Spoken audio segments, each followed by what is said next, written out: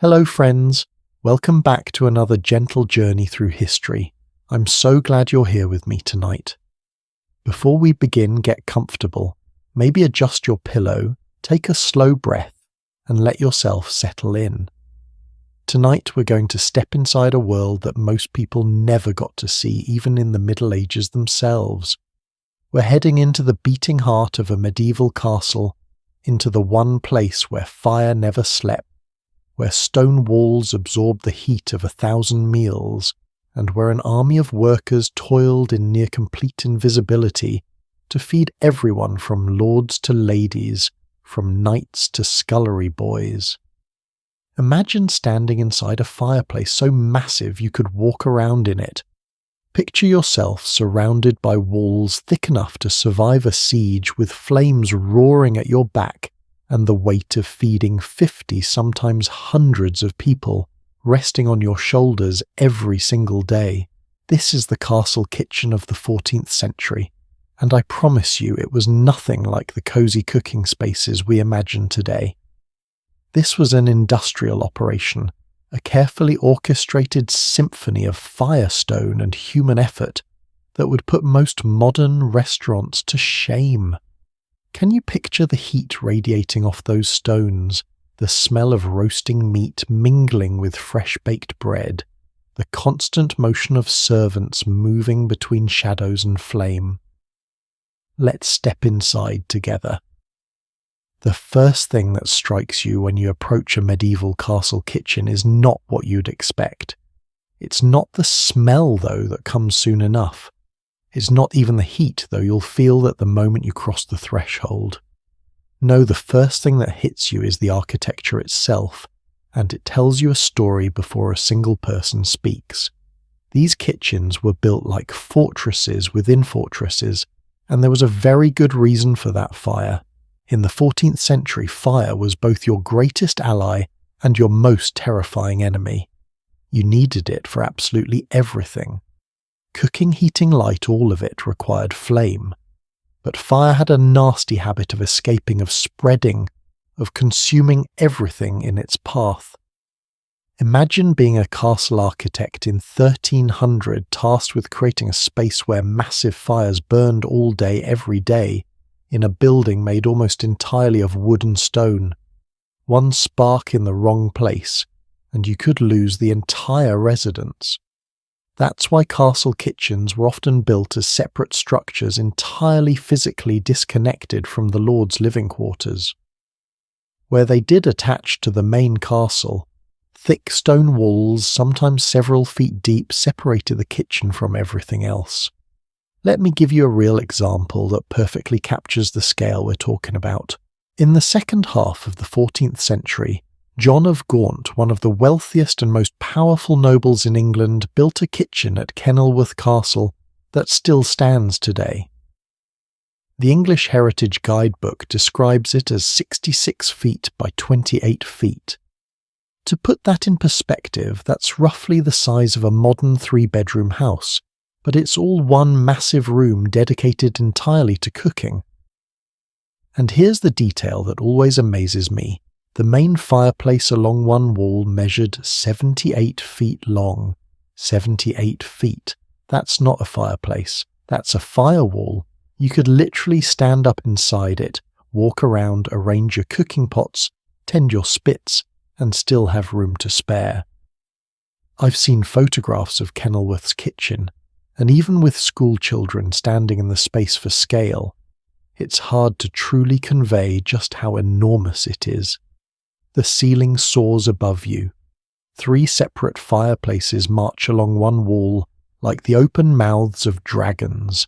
Down the centre of the room there's brickwork that served as a drain for kitchen waste, a remarkable piece of engineering for its time. This wasn't just a place to cook dinner. This was a factory, a production facility designed to feed John of Gaunt's massive household, which could number in the hundreds on any given day. But here's what I find fascinating. Not every castle kitchen was this grand. The scale varied wildly depending on the wealth and status of the lord. Take Portchester Castle, for instance, where King Richard II ordered improvements to the palace lodgings in the late 1400s. The kitchen there is, and I'm being generous here, Pokey. It's small, cramped, almost awkward in its dimensions. Historians believe it had a central fireplace, which by 14th century standards was actually quite old-fashioned. Most elite households had moved on to large chimneyed hearths set into outer walls, which drew smoke more efficiently and provided better heat control. The interesting thing about Portchester's kitchen is that there's no record of Richard ever actually visiting the castle. Some historians think the improvements might have been for Roger Walden, the king's treasurer and future Archbishop of Canterbury, who served as keeper of the castle. Imagine that a royal kitchen built for someone who wasn't even royalty, yet still considered important enough to warrant palace-level accommodations. It tells you something about the complexity of medieval social hierarchies, doesn't it? The space you cooked in reflected not just your practical needs, but your status, your importance, your place in the grand scheme of things. Now let's talk about the architectural innovations that made these kitchens actually functional, because medieval builders were far more clever than we often give them credit for. By the late 14th century, some of the better designed kitchens were incorporating features that would seem luxurious even by later standards. Tiled floors, for instance.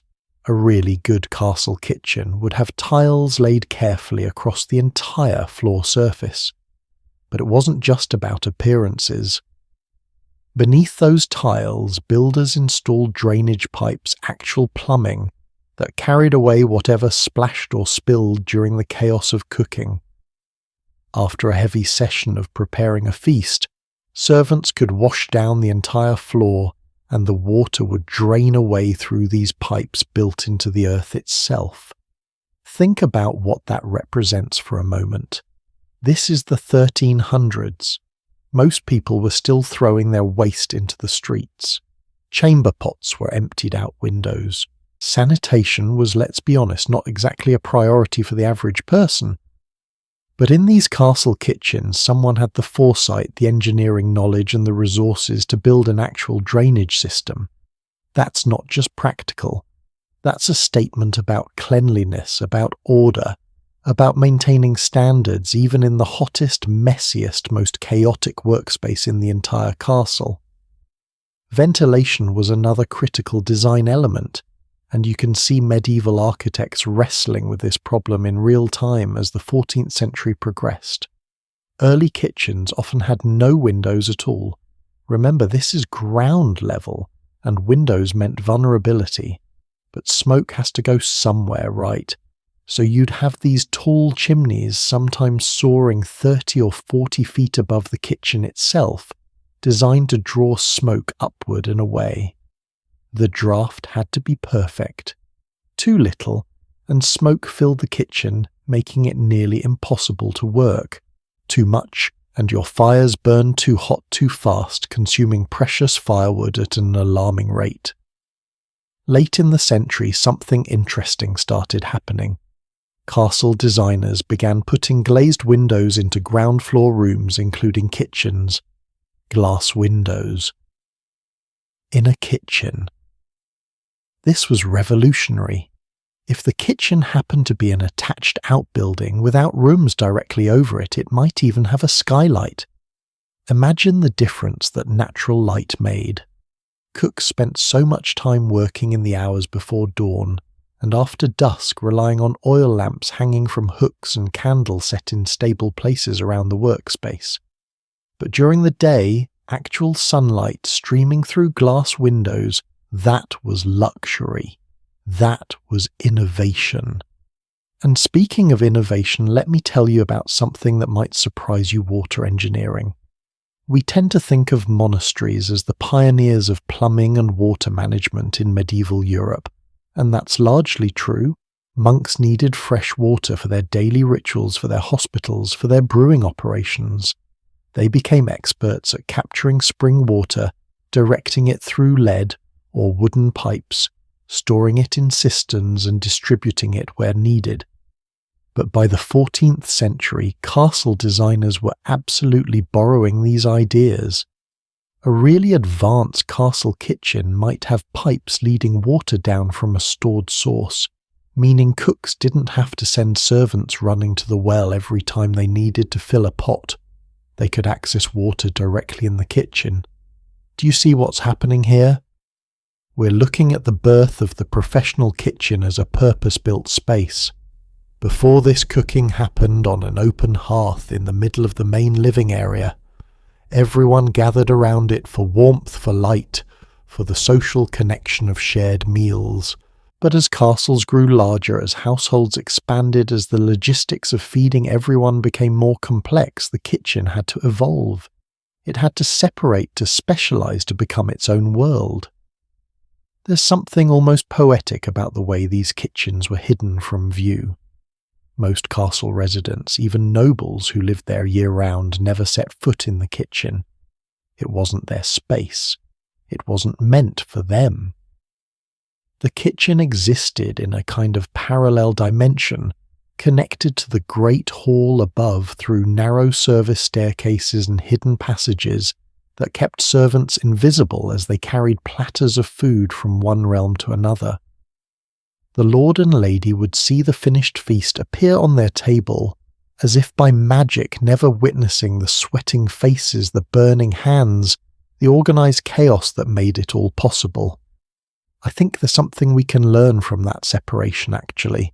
Not the social hierarchy part. We've thankfully moved beyond the idea that some people are inherently more valuable than others, but the understanding that great work often happens behind the scenes, in spaces we don't think about, performed by people we never see.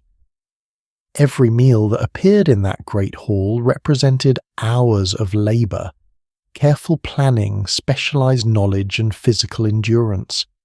The nobles might have thought the feast was about them, about displaying their wealth and power. But really it was about the skill of the cook who balanced flavours, the strength of the scullion, who hauled water from the well, the precision of the baker, who knew exactly when the bread had risen enough.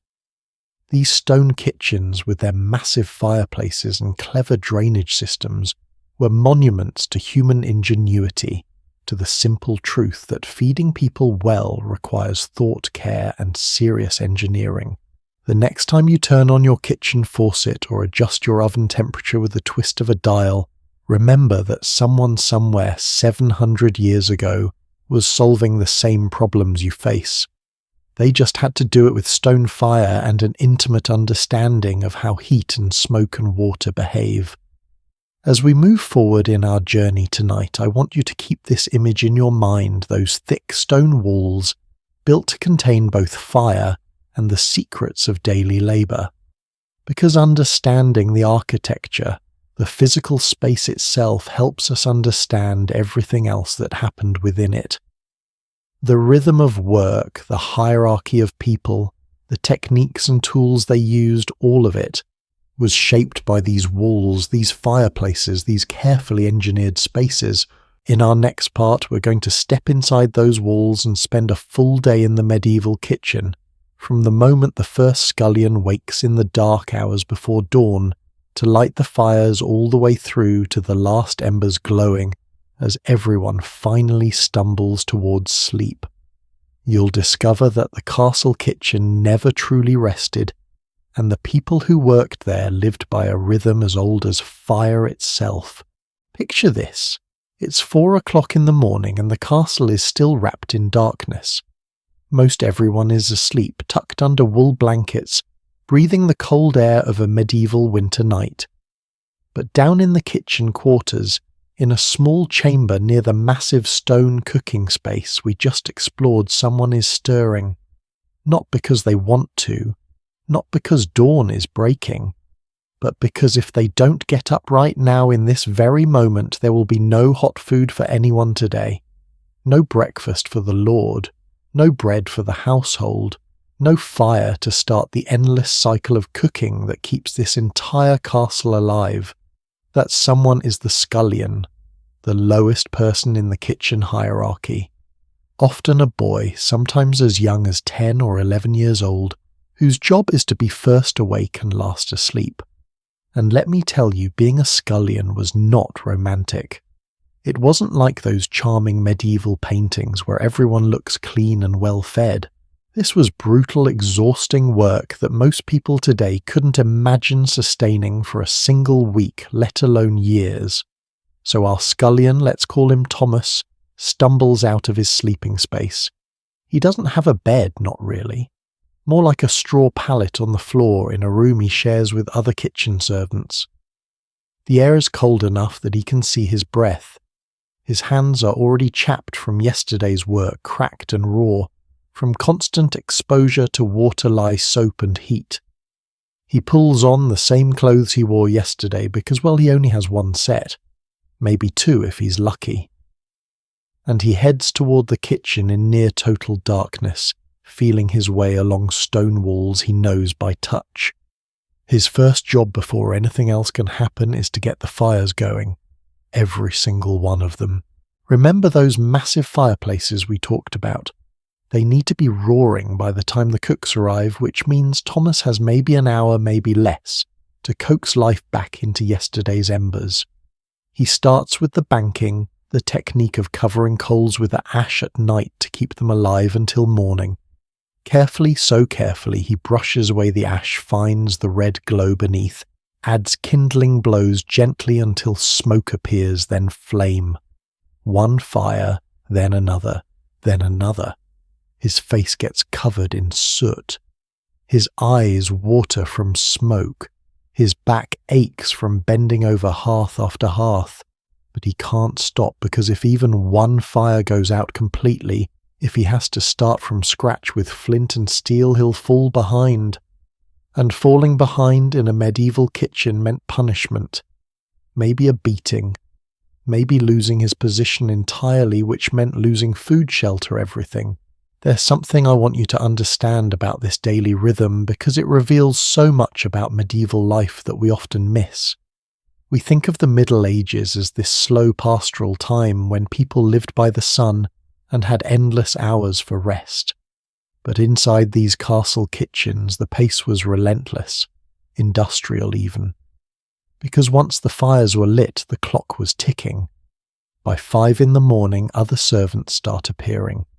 The undercooks arrive, rubbing sleep from their eyes, checking what Thomas has accomplished. They start hauling water from the well trip after trip after trip because you'd be amazed how much water a kitchen uses. Washing vegetables, filling cauldrons, cleaning yesterday's pots which have been soaking overnight in cold water because there was no time to scrub them before everyone collapsed. Making bread dough which requires precise amounts of liquid to get the consistency right. Do you ever think about water when you cook? Probably not, right? You turn on the tap and there it is, hot water, cold water, whatever you need.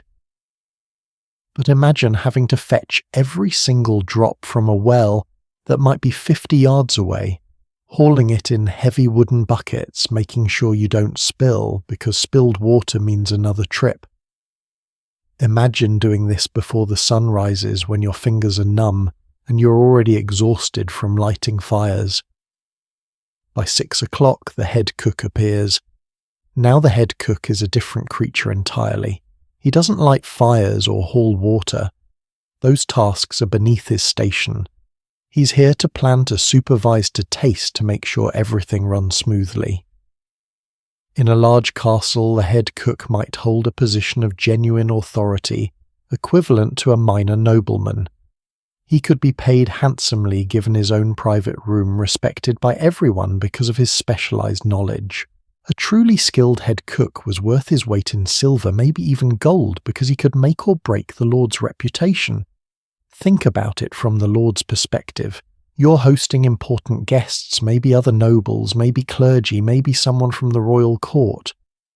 The quality of the meal you serve sends a message about your wealth, your taste, your power. A mediocre cook serves bland food, and suddenly people are whispering that you're losing your touch, that your estates aren't as profitable as they used to be, that maybe you're not as important as you claim. But a brilliant cook, cook who can transform basic ingredients into something memorable. That cook makes you look like a genius, like someone who deserves respect and attention. So the head cook arrives and he immediately starts directing traffic. He checks the fires, making sure they're at the right temperature for different tasks. Bread baking needs consistent, moderate heat. Roasting meat requires intense, sustained fire. Simmering soups and stews need gentle warmth that can be maintained for hours. He assigns tasks. You work on the bread, you start preparing vegetables. You check the stores to see what meat we have available. Between 6 and 8 in the morning, the kitchen transforms into something like organized chaos. There's a rhythm to it, a pattern that everyone knows. The baker is kneading dough, massive amounts of it, because bread is the foundation of every meal in medieval life. Rich or poor, high-born or low, everyone eats bread. The difference is in the quality: fine white bread made from wheat for the nobles, coarser dark bread made from barley or rye for the servants. But everyone gets bread. Breakfast itself is usually a light affair, at least by medieval standards. Maybe some bread with cheese or cold meat left over from yesterday. Maybe ale, which people drank at breakfast because it was safer than water, the brewing process having killed most harmful bacteria. But even this simple meal requires coordination. The butler, who's responsible for beverages and serving, needs to make sure the right ale gets to the right people. The pantler in charge of the pantry and bread distribution needs to slice fresh loaves and arrange them properly. Here's a detail that always strikes me. Most castle residents ate together in the great hall, but there was a strict order to who got served first. The lord and his immediate family, obviously, then high-ranking guests, then knights and clergy, then household officials, then ordinary servants. The kitchen had to stage everything perfectly so that food appeared at the right temperature for the right people at the right time. This wasn't just cooking. This was logistics. By 8 o'clock, breakfast is finished, and now the real work begins: preparing dinner, the main meal of the day, which would be served around 11 o'clock or noon. In a moderately sized castle feeding 50 people, this meant the kitchen staff had about 3 hours to prepare multiple courses of food. 3 hours sounds like plenty of time until you remember that everything takes 10 times longer without modern equipment. Want to chop onions? Great. But your knife needs sharpening first, and sharpening takes time. Want to roast a chicken?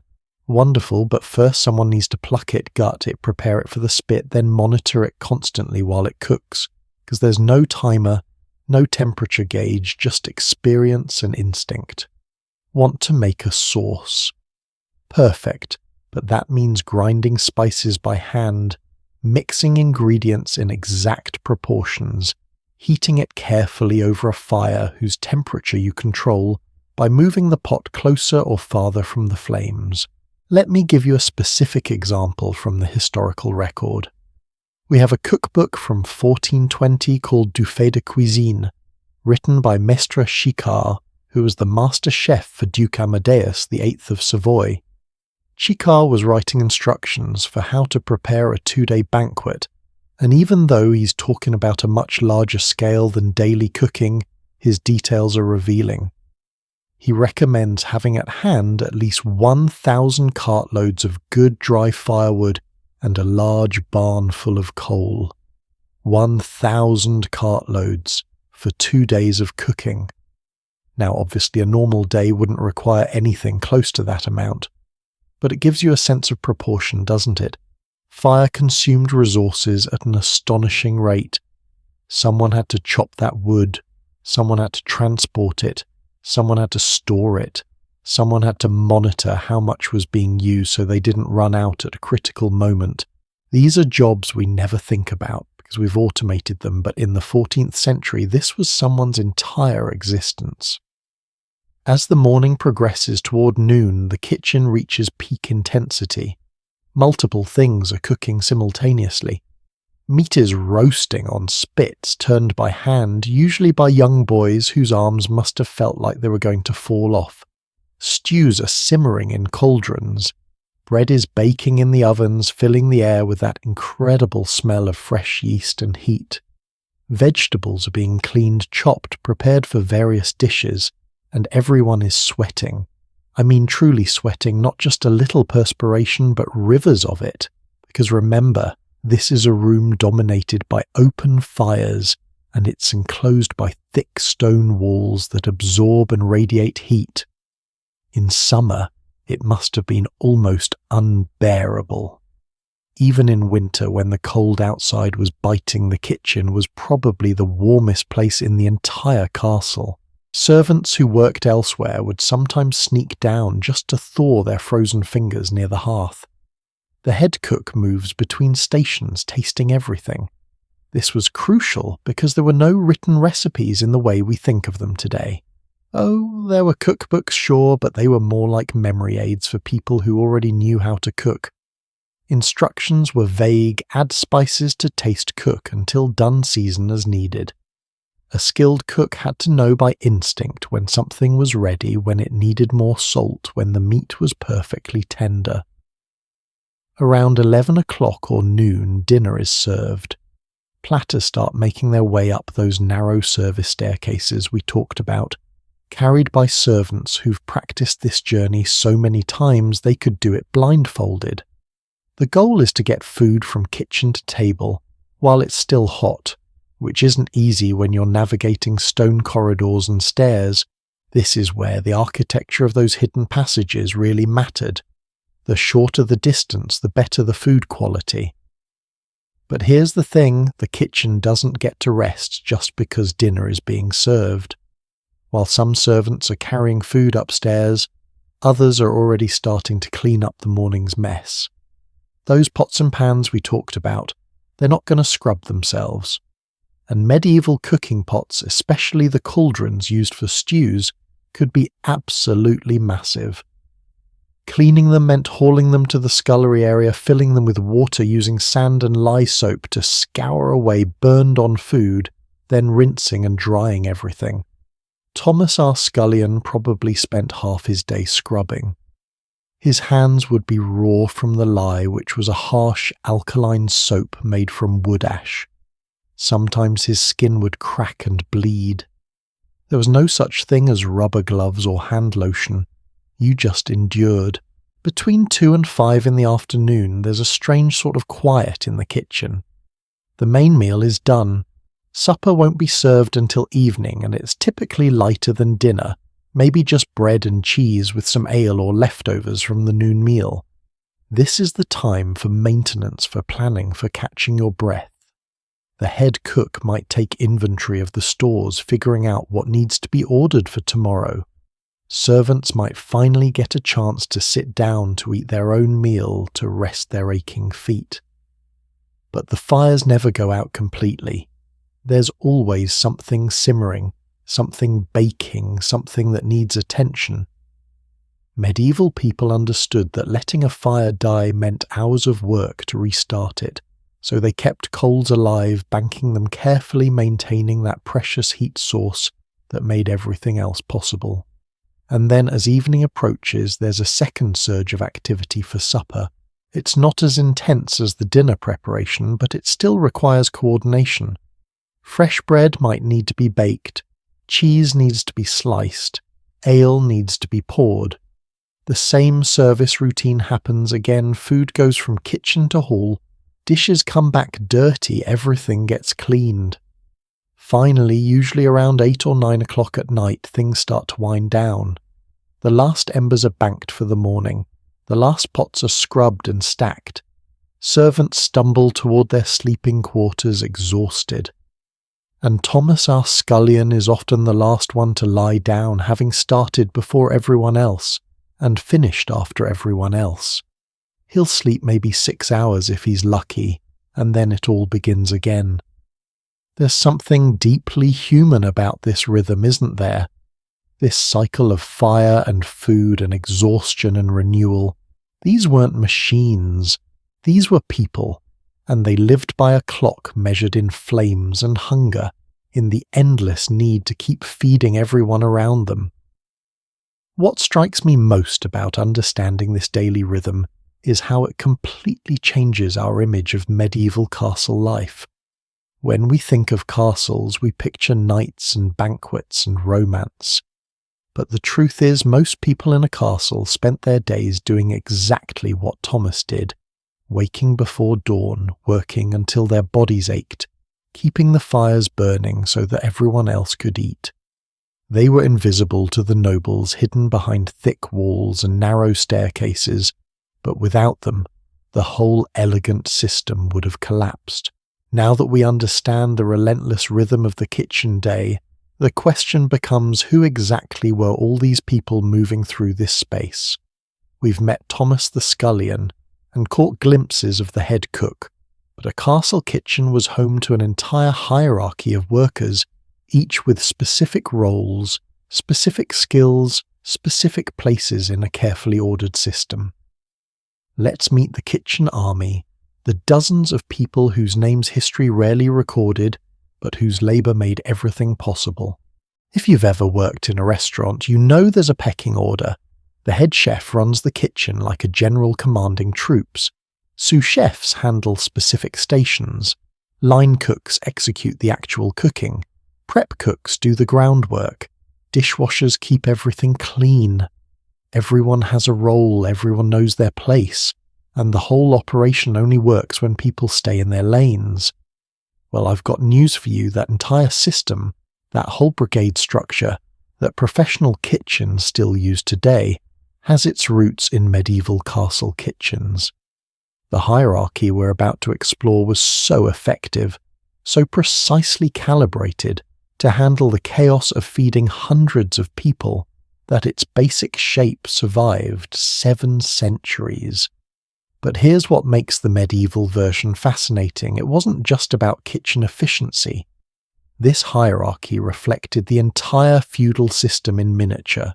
Your position in the kitchen determined not only what you did, but where you slept, how much you earned, whether you had any hope of advancement, and how people treated you.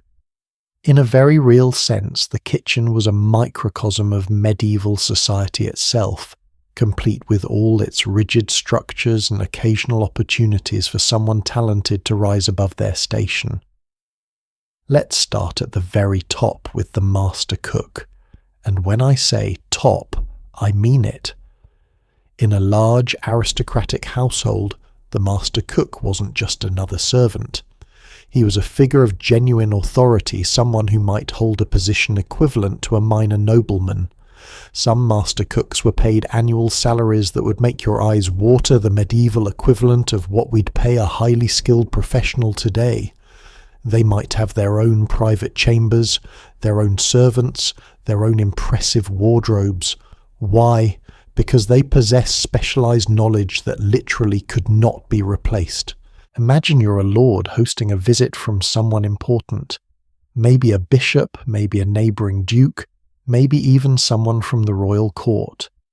The meal you serve is a performance, a display of your wealth and sophistication. Your master cook is the director of that performance. He needs to know not just how to make food taste good, that's basic, but how to present it beautifully, how to balance flavors according to medieval medical theory, how to source rare ingredients, how to coordinate timing so that multiple courses appear in perfect sequence. He needs to understand the symbolic meanings of different foods, because certain dishes carried messages about status and occasion. A truly exceptional master cook was a tradable asset. Lords would actually try to poach talented cooks from each other, offering better pay, better conditions, more resources.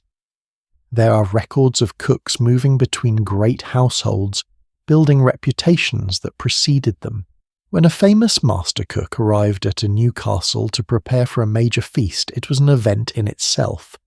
He would inspect the kitchen facilities with a critical eye, assessing whether they met his standards. He'd review the available ingredients, sometimes rejecting items he deemed inferior.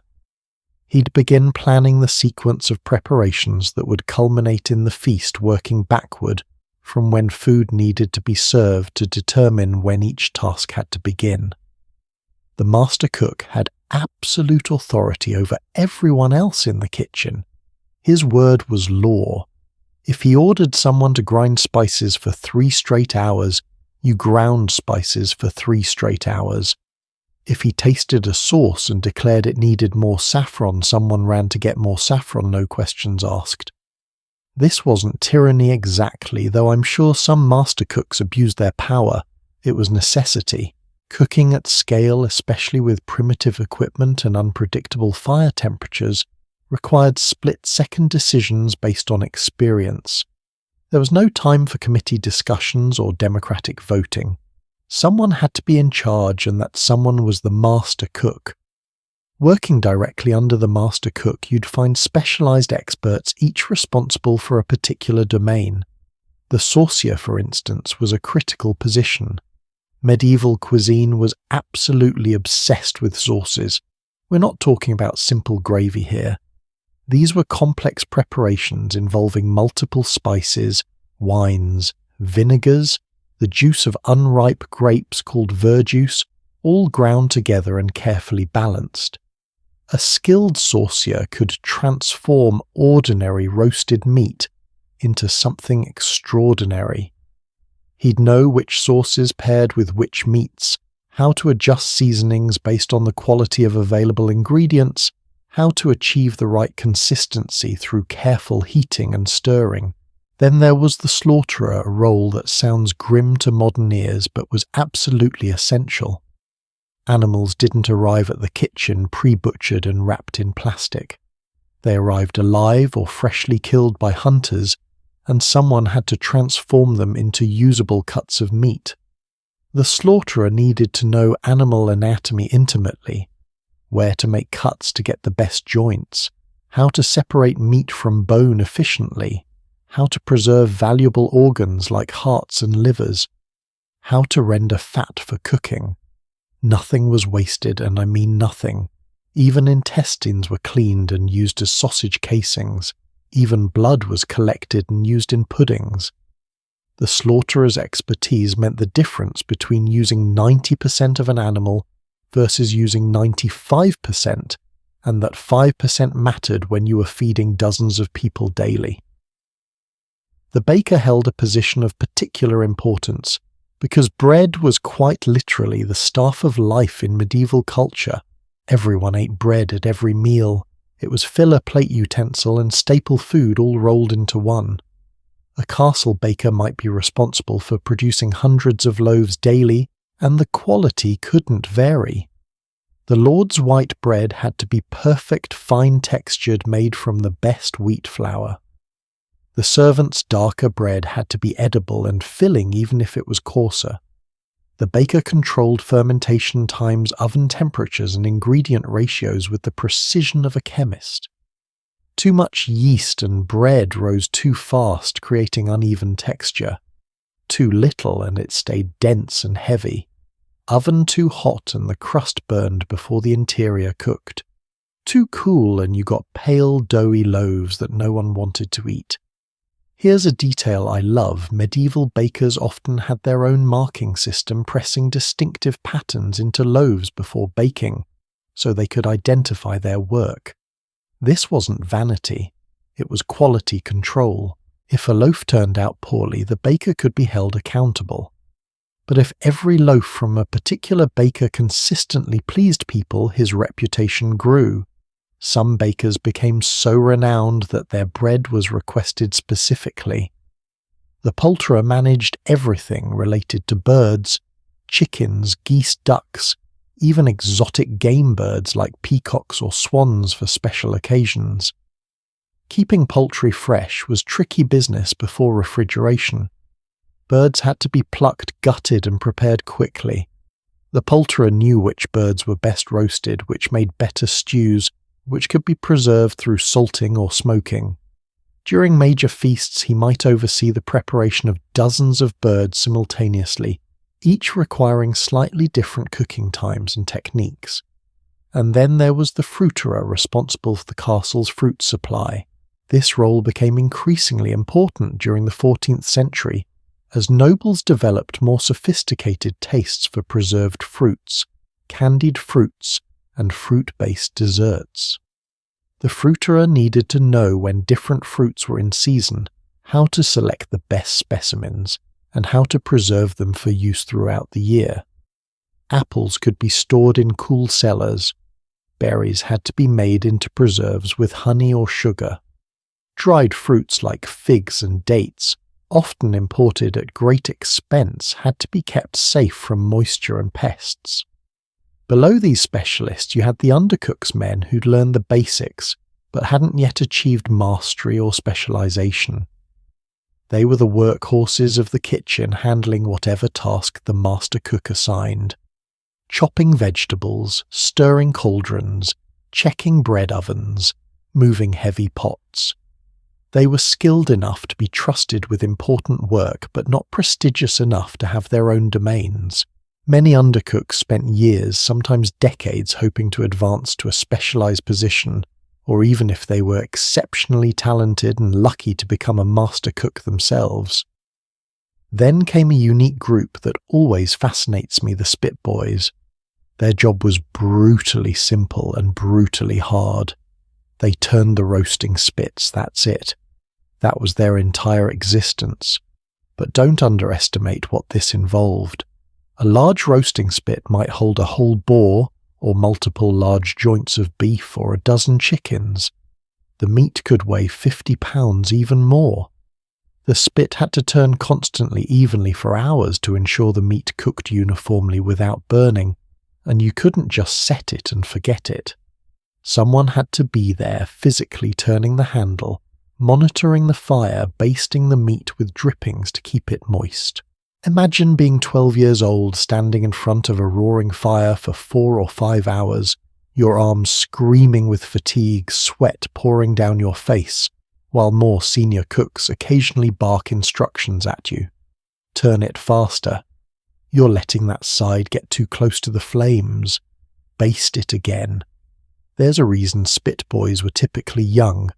The work required strength and endurance, but not necessarily skill or judgment. It was a stepping stone, something you did while learning other aspects of cooking, hopefully moving on to better positions as you grew older and more experienced. Some kitchens actually developed mechanical devices to automate spit turning, using weighted systems or even small dogs running on wheels to provide rotational power. But many castles, especially smaller or more traditional ones, still relied on human labour well into the 14th century and beyond. Now let's talk about 3 positions that worked closely with the kitchen, but were technically separate: the butler, the pantler, and the cellarer. These roles were about storage and service rather than cooking, but they were absolutely critical to the smooth functioning of meals. The butler, and yes, this is where our modern word comes from, was in charge of the buttery, which stored beverages. Wine ale meads sometimes imported drinks like Grecian wine or spiced hippocras. The butler's responsibilities were immense. He had to maintain proper storage conditions so wine didn't spoil. He had to know which wines paired with which courses. He had to supervise the serving of drinks in the Great Hall, making sure nobles received fine wine in appropriate vessels while servants got small beer or watered ale. In royal courts, the butler's position carried such prestige that tasting the king's wine before serving it theoretically to check for poison, but mostly as ceremony, became a hereditary honour passed down through noble families.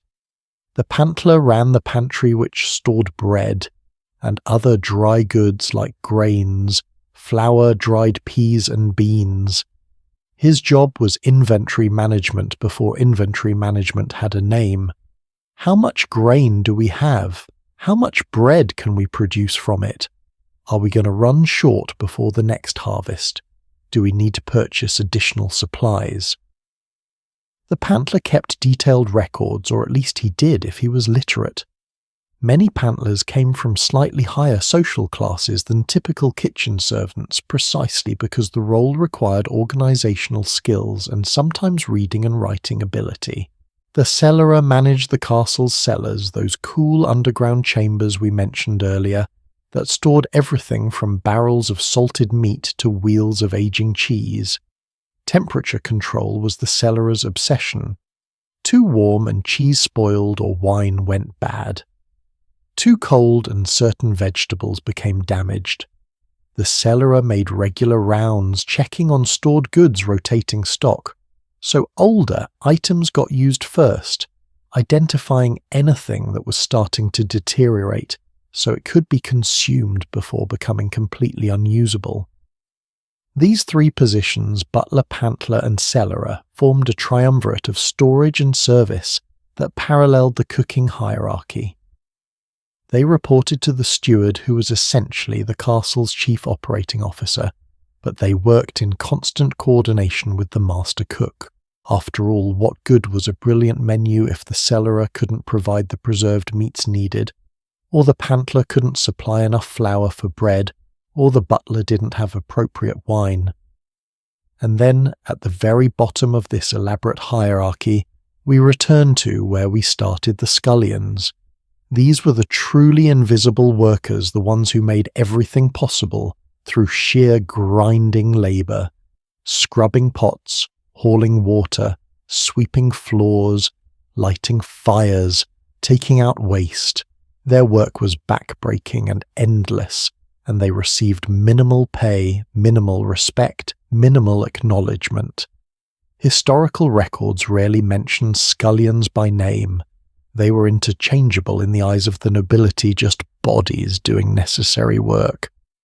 But here's what I find remarkable: many successful master cooks started as scullions. The kitchen offered one of the few paths in medieval society for genuine upward mobility, based on talent rather than birth. If you were a scullion but you paid attention, if you learned how flavours combined, if you developed a feel for fire temperatures and cooking times, if you showed initiative and skill, you might get promoted to undercook. From there, if you were exceptional, you might specialise. And from there, if fortune smiled on you, you might eventually become a master cook yourself, commanding respect and earning a comfortable living. It wasn't easy. It wasn't common. Most scullions remained scullions. But the possibility existed, and that possibility mattered. It meant the kitchen operated on a kind of meritocracy that was rare in the rigidly stratified medieval world. Your birth didn't matter nearly as much as your ability. A peasant's son with talent could theoretically achieve a position of genuine authority. That's remarkable when you think about how few other avenues existed for social advancement. There's also something touching about the relationships that must have developed in these kitchens. You're working alongside the same people every single day, often for years. You're sharing the heat, the exhaustion, the occasional triumphs when a dish turns out perfectly. The master cook might be authoritarian during work hours, but after the evening meal, when everyone's sitting around the dying fires eating their own simple supper, I'd like to think there were moments of camaraderie, stories told, jokes shared, advice given from older cooks to younger ones. We see hints of this in the few personal accounts that survive. Instructions passed from master to apprentice weren't just about technique. They included wisdom about life, about patience, about the satisfaction of doing difficult work well. There's a humanity there that transcends the formal hierarchy. Of course, we shouldn't romanticize too much. The hierarchy also meant inequality, sometimes harsh treatment, definitely exhaustion and injury, and shortened lifespans for those at the bottom. But within its constraints, it created order out of potential chaos. It meant everyone knew their role, their responsibilities, their place in the larger machinery. And when the system worked well, when a talented master cook led a well-trained staff, the results could be genuinely impressive. Royal courts and the largest noble households could have kitchen staffs numbering in the hundreds. Hundreds, pantlers, bakers, waferers, sauciers, larderers, butchers, carvers, page boys, milkmaids, butlers, and numerous scullions, all working in coordinated effort to produce 2 major meals daily for several hundred people. The logistics alone are staggering, but the hierarchy made it manageable. Everyone knew who gave orders and who took them. Information flowed up and down clearly. Problems could be identified and solved quickly because responsibility was clearly assigned. So when you think about medieval castle kitchens, don't just picture food and fire. Picture people a complex web of relationships and responsibilities, skills and aspirations, authority and subordination. Picture the master cook tasting a sauce with the concentration of an artist. Picture the spit boy with aching arms dreaming of the day he might give orders instead of taking them. Picture the scullion scrubbing pots his hands raw, but his mind absorbing everything he observes. These weren't just workers. They were individuals navigating a system, finding meaning in their labour-building lives within constraints we can barely imagine. Understanding this hierarchy helps us appreciate what came next, the actual tools and equipment these people used. Because positions and skills only mattered if you had the right implements to transform raw ingredients into finished meals. The medieval kitchen was filled with specialized tools, some familiar, some strange to modern eyes, each designed for specific tasks in an age when everything had to be done by hand, by fire, and by human ingenuity. Walk into a modern kitchen, and you'll find tools that would seem like absolute magic to a medieval cook. Electric mixers that knead dough in seconds, digital thermometers that tell you the exact internal temperature of meat, non-stick pans that release food effortlessly, refrigerators that preserve ingredients for weeks. But here's what would surprise you if you took that medieval cook and showed them the basic categories of tools, mixing bowls, knives, pots, stirring spoons. They'd nod in recognition. The fundamentals haven't changed. What's changed is the technology, the materials, the precision. Medieval cooks were solving the same problems we solve today. They just had to be far more clever about it. Let me tell you about something that might seem mundane but was actually one of the most valuable items in a 14th century kitchen, the pepper mill. Now, you probably have one sitting on your counter or dining table right now, and you've never given it a second thought.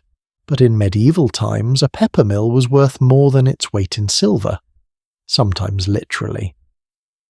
Because pepper itself was extraordinarily expensive, imported from distant lands at tremendous cost, and having the ability to grind it fresh meant you could control exactly how much you used. Pre-ground pepper could be adulterated, mixed with other substances to stretch it further, but whole peppercorns. Those were the real thing, and grinding them yourself was both a practical necessity and a status symbol. The pepper mill itself was a mechanical marvel for its time. Usually made from wood or metal, it used a grinding mechanism that crushed peppercorns between two rough surfaces, releasing their aromatic oils. The cook would turn a handle and freshly ground pepper would fall out below. Simple, right? But think about the engineering involved. The grinding surfaces had to be hard enough to crack peppercorns, but designed so they didn't jam. The mechanism had to be robust enough to withstand daily use. And the whole thing had to be cleanable, because stuck pepper from yesterday would go rancid and ruin today's seasoning. I mention the pepper mill first because it represents something important about medieval kitchen technology. Innovation happened constantly, driven by necessity and the demands of increasingly sophisticated cuisine. These weren't primitive people making do with crude implements. They were problem solvers, creating specialized tools for specific tasks. Take cauldrons, for instance.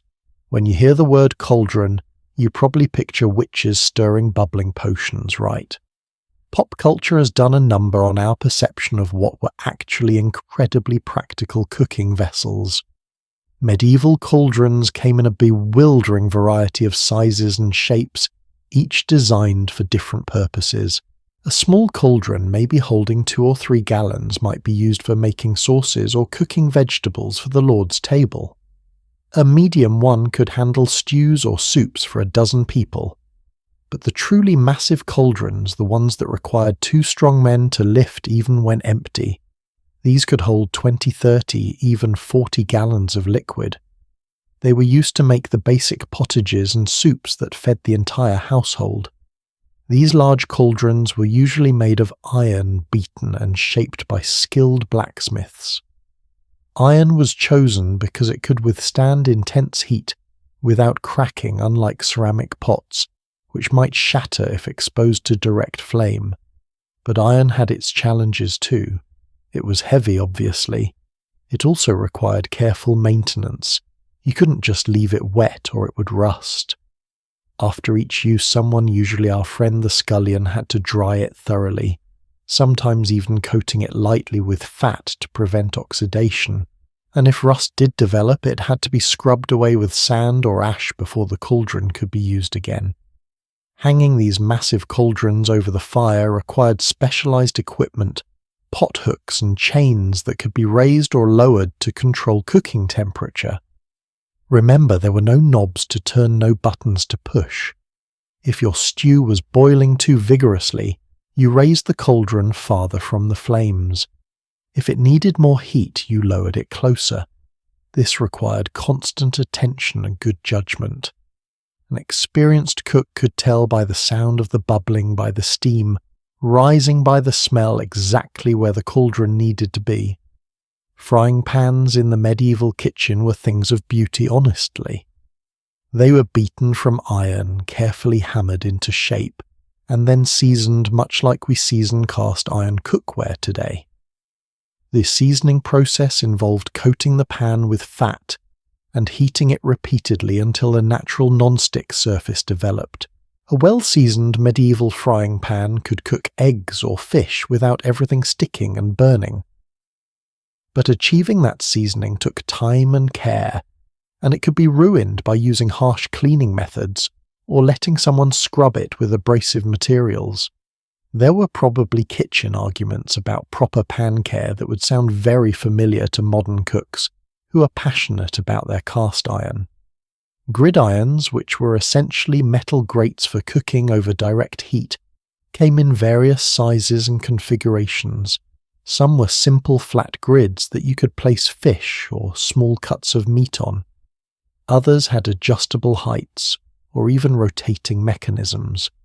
The key was getting food close enough to the fire to develop those delicious charred flavors without burning it to cinders.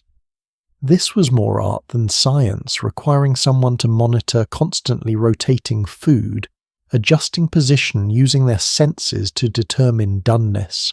Now let's talk about knives, because medieval cooks had entire collections of them, each suited to different tasks. There was no such thing as one good knife that did everything. You needed heavy cleavers for breaking down large joints of meat or chopping through bones. You needed thinner blades for delicate work like filleting fish or trimming fat. You needed small paring knives for detailed tasks like removing the cores from apples or preparing garnishes, and every single one of these knives required regular sharpening. Think about that for a moment.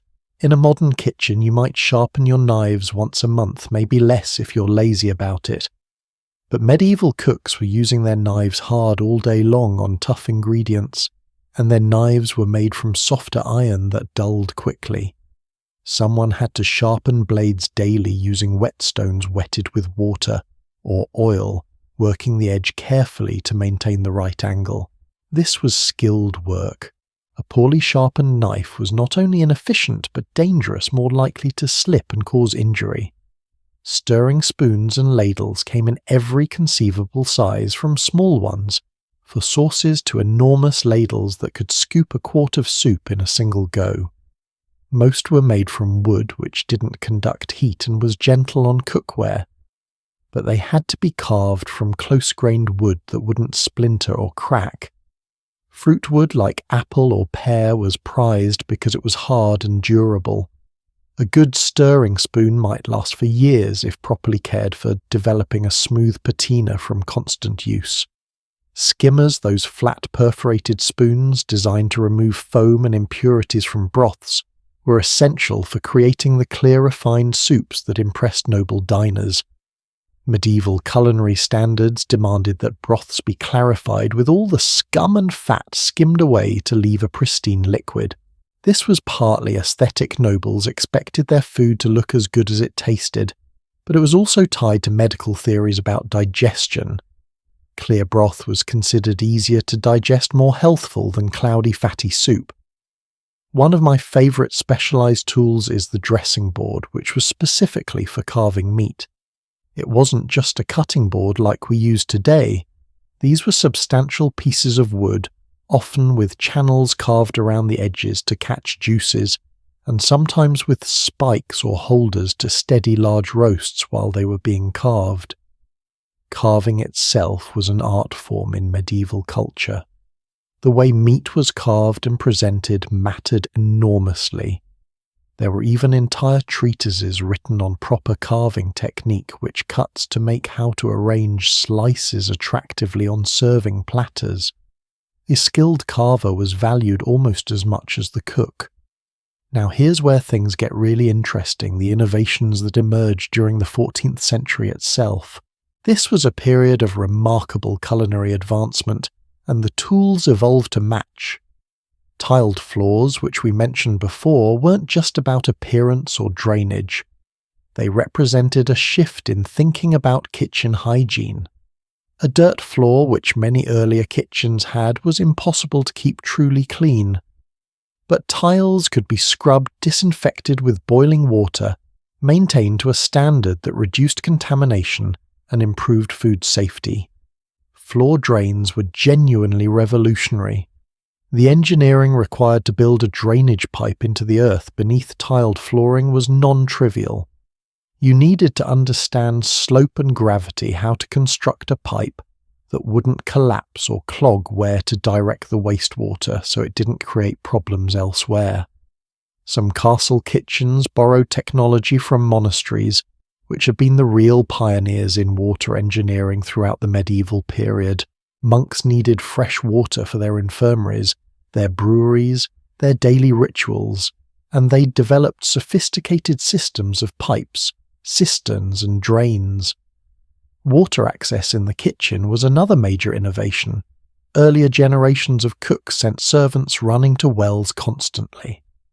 But by the late 1400s, some advanced kitchens had water pipes leading directly into the workspace.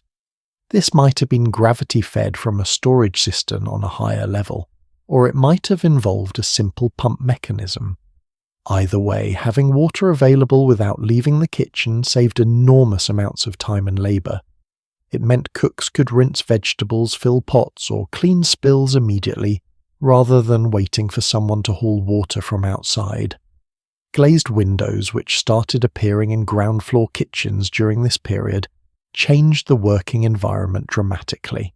Natural light meant less reliance on oil lamps and candles, which were expensive and created their own smoke and heat. Being able to see clearly, to judge the colour of sauces or the doneness of bread by actual daylight rather than flickering lamplight, improved quality control, and for the workers themselves, psychologically having windows must have made those long hours in a hot, smoky space slightly more bearable. Let's talk about ovens, because medieval bread ovens were engineering achievements in their own right.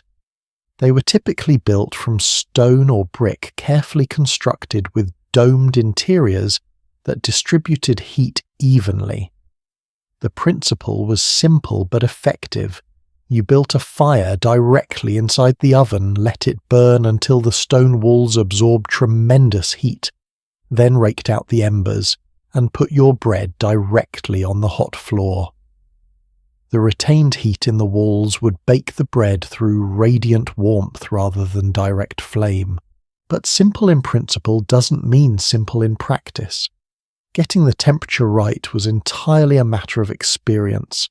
The baker might test it by throwing a handful of flour into the oven and watching how quickly it browned, or by sticking his hand in briefly, which sounds insane but was apparently standard practice, and judging the heat by feel.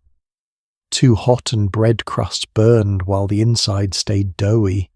Too cool and you got pale, dense loaves that didn't rise properly. The oven had to maintain consistent heat for long enough to bake however many loaves needed making, which in a large household could be dozens.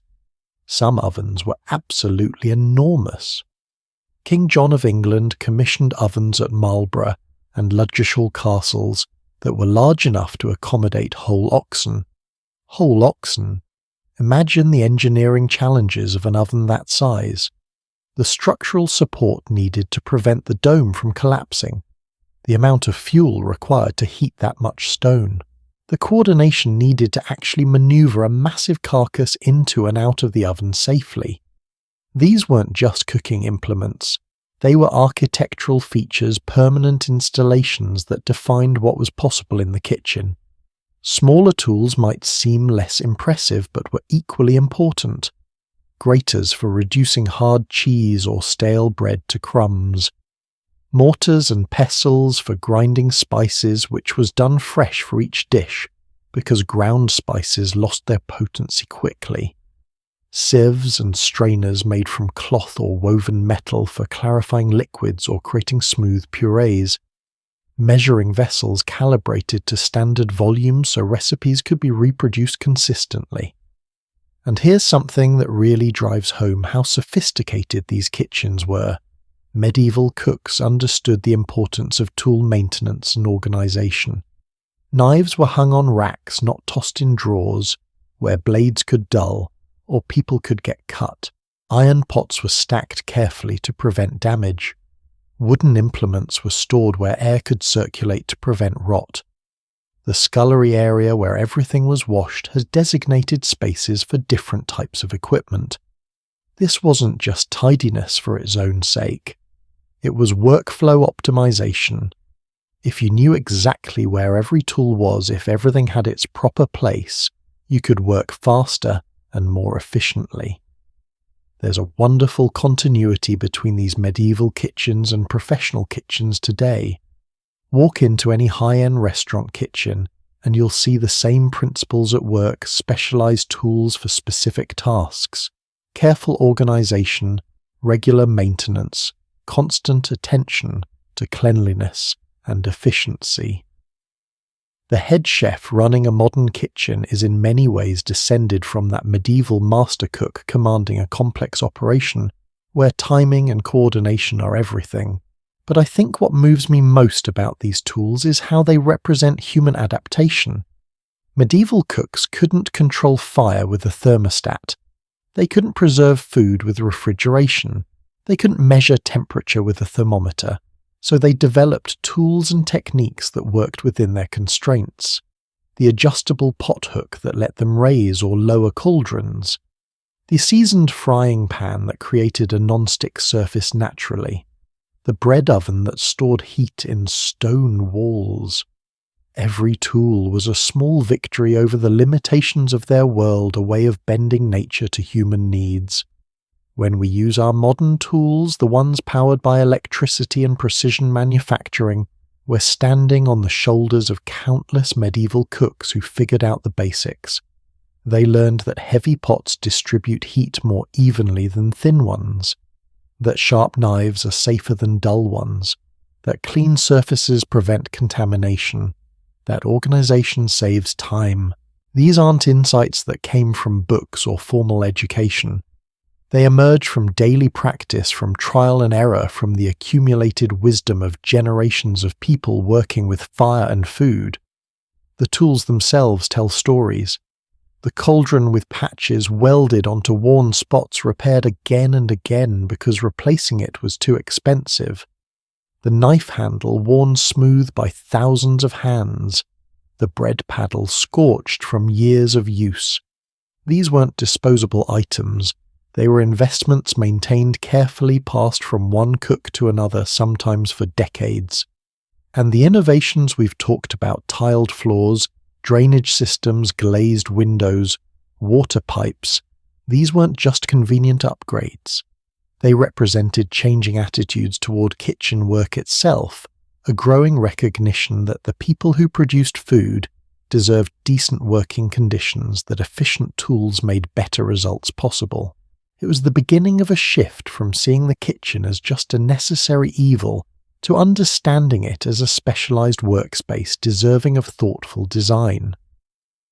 Of course, even with the best tools available, medieval cooks faced a challenge that no implement could solve: storage and preservation of ingredients. Because what good were specialized knives and perfect cauldrons if your meat had rotted, your grain had spoiled, or your vegetables had turned to mush? The question of how to keep food edible for days, weeks, even months without any form of refrigeration was one of the defining challenges of medieval life. The solutions they developed were ingenious, sometimes surprising, and absolutely essential to survival. Let's explore the storage empire that kept Castle Kitchen supplied through every season. So we've talked about the tools, those specialized implements that made cooking possible in an age of open fires and manual labor. But here's the thing. The finest cauldron in the world doesn't help you if your meat has rotted. The sharpest knife is useless if your vegetables have turned to mush. The most expensive pepper mill means nothing if your grain stores have been invaded by weevils and rats. Medieval cooks faced a challenge that modern refrigeration has made us almost forget about. How do you keep food edible when you have no way to stop the natural processes of decay? The answer lies in understanding the castle as something more than just a residence or fortress. Beneath those great halls and lords' chambers, behind those thick stone walls we explored earlier, castles contained vast underground worlds dedicated entirely to storage. These weren't simple cellars like you might have in your basement. These were massive stone chambers, carefully engineered environments, entire ecosystems designed around the single goal of keeping food from spoiling long enough to be eaten. Let me paint you a picture of what these storage areas actually looked like, because I think it helps you understand the scale we're talking about. Imagine descending a narrow stone staircase, the temperature dropping with each step, the air becoming noticeably cooler and damper. The light from your torch flickers against wet stone walls, and then you emerge into a vaulted cellar, the ceiling arching above you like the inside of a cathedral, except instead of pews and altars, you're surrounded by enormous wooden barrels, some as tall as a person, stacked carefully and secured with iron bands. The smell hits you immediately: fermentation from wine barrels, the earthy dampness of aging cheese, the sharp salt and meat scent of preserved flesh, and underneath it all that particular mustiness of stone that's never seen sunlight. These cellars were marvels of medieval engineering. The vaulted ceilings weren't just aesthetically pleasing, they were structural solutions that allowed large underground spaces without internal support columns. The stones were carefully fitted to maintain cool temperatures year-round without becoming so damp that everything moulded. Air circulation was managed through carefully placed vents enough to prevent stagnation, but not so much that temperature fluctuated wildly. And these spaces were organized with a precision that would impress any modern warehouse manager. Different foods required different storage conditions, and the cellarer, remember him from our hierarchy discussion, had to know exactly where everything belonged. Wine barrels were positioned in the coolest, most stable areas because wine was sensitive to temperature changes. Cheese wheels needed slightly less moisture, so they'd be stored in areas with better air circulation. Salted meats could tolerate more variation, so they might be in less optimal spots. Grains and flour required dry storage, so they'd be kept in sealed containers in the drier sections. The three main storage areas each had specific purposes. The pantry held dry goods, sacks of grain barrels of flour-dried peas and beans stored in wooden casks. These items were relatively stable if kept dry, but they still required vigilance. Grain could develop mold if moisture got in. Flour could become infested with insects. The pantler made regular inspections, rotating stock so older supplies got used first, checking for any signs of contamination or spoilage. The larder was dedicated to meat and animal products. This is where you'd find the preserved meats we'll talk about in detail shortly hanging from iron hooks or packed in barrels of salt. But the larder also stored fresh kills when available game brought in from hunting expeditions that needed to be processed quickly before spoiling. The larder had to be kept cooler than the pantry, but not as cold as the dairy, a delicate balance achieved through careful positioning within the castle's underground network. The dairy housed milk products, butter, various types of cheese, sometimes fresh milk, though that spoiled quickly and was used immediately. Cheese was a storage miracle in its own right.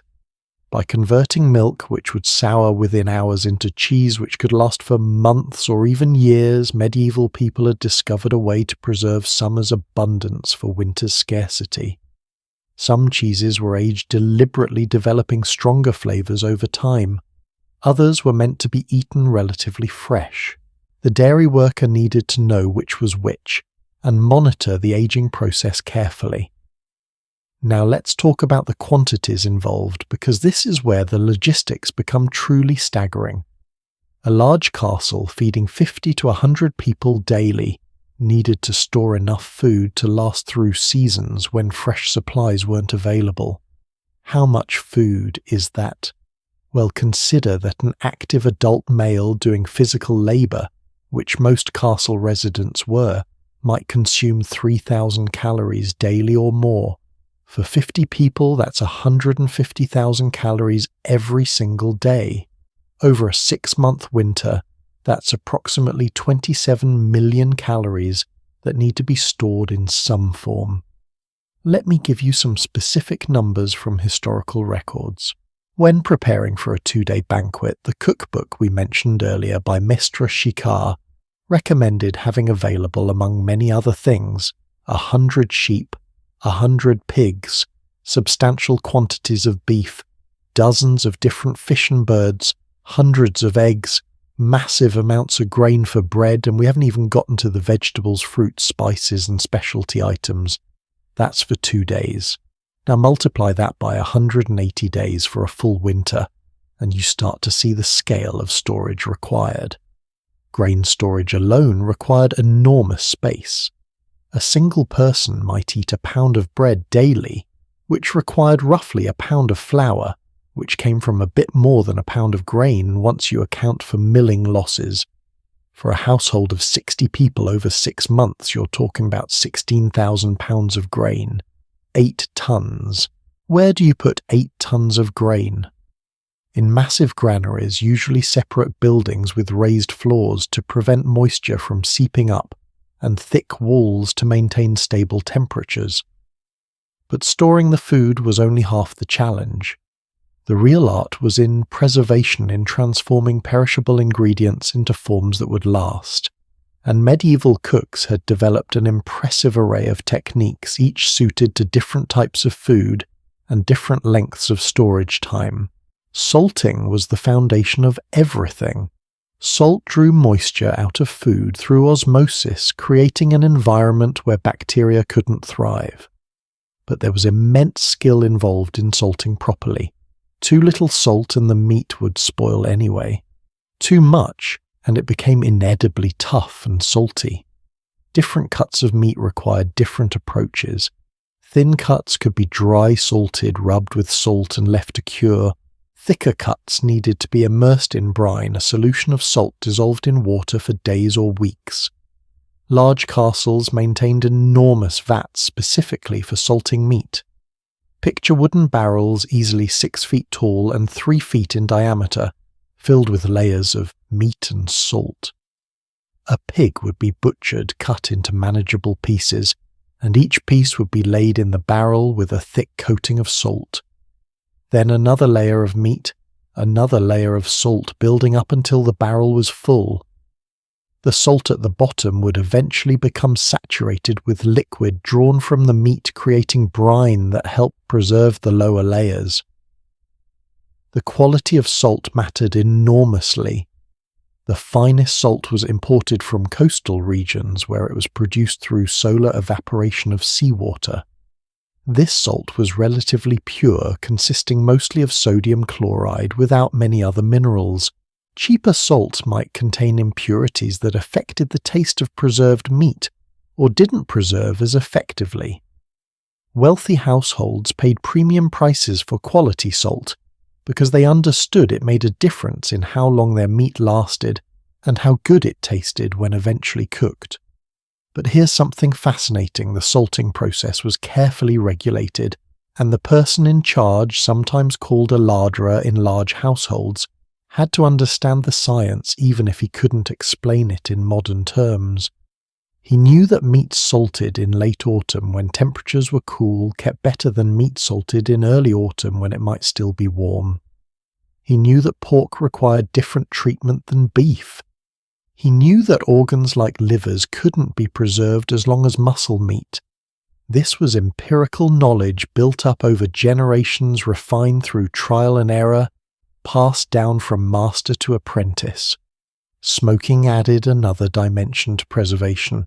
After salting, meat could be hung in smokehouses where it was exposed to wood smoke for days or weeks. The smoke deposited compounds on the meat's surface that had antimicrobial properties, adding an extra layer of protection against spoilage. But smoking also transformed the flavor, adding depth and complexity that made preserved meat desirable rather than just tolerable. A well-smoked ham or side of bacon wasn't just food for when nothing fresh was available. It was a delicacy in its own right, something people actively wanted to eat. Different woods produced different smoke flavors. Applewood gave sweet, mild smoke. Oak provided stronger, more robust flavor. Beech was considered excellent for pork. The choice of wood wasn't random. It was deliberate part of the craft of creating preserved meats that would taste good, months after the smoking process ended. Vegetables presented different challenges because they didn't respond to salting the same way meat did. But medieval cooks still found ways to extend their usable life. Root vegetables, carrots, turnips, parsnips, beets could be stored in cool cellars packed in sand or straw.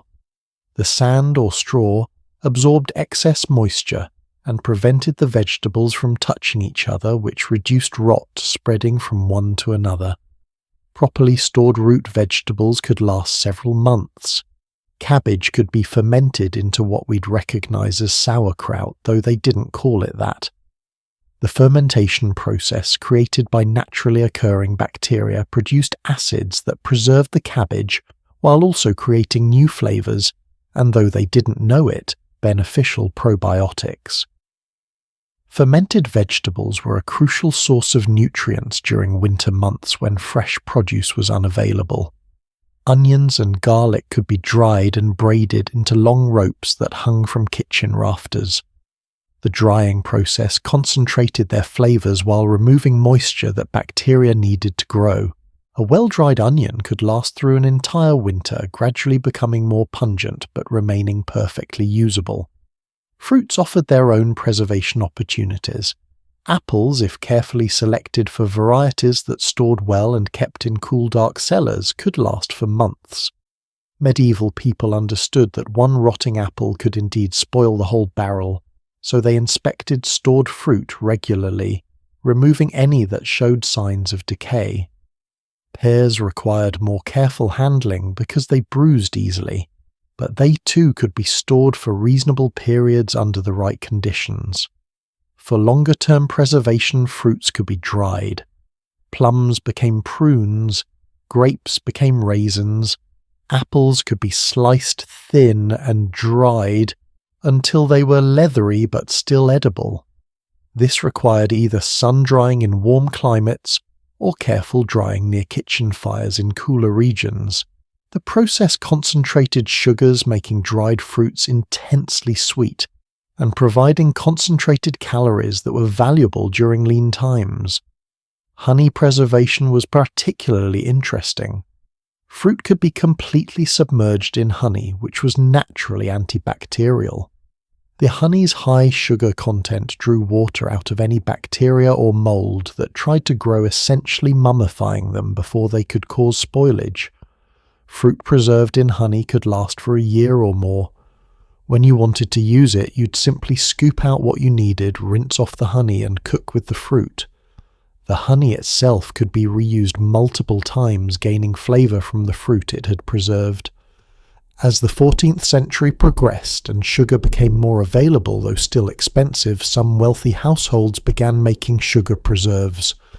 The process was similar to honey preservation, but created different textures and flavours.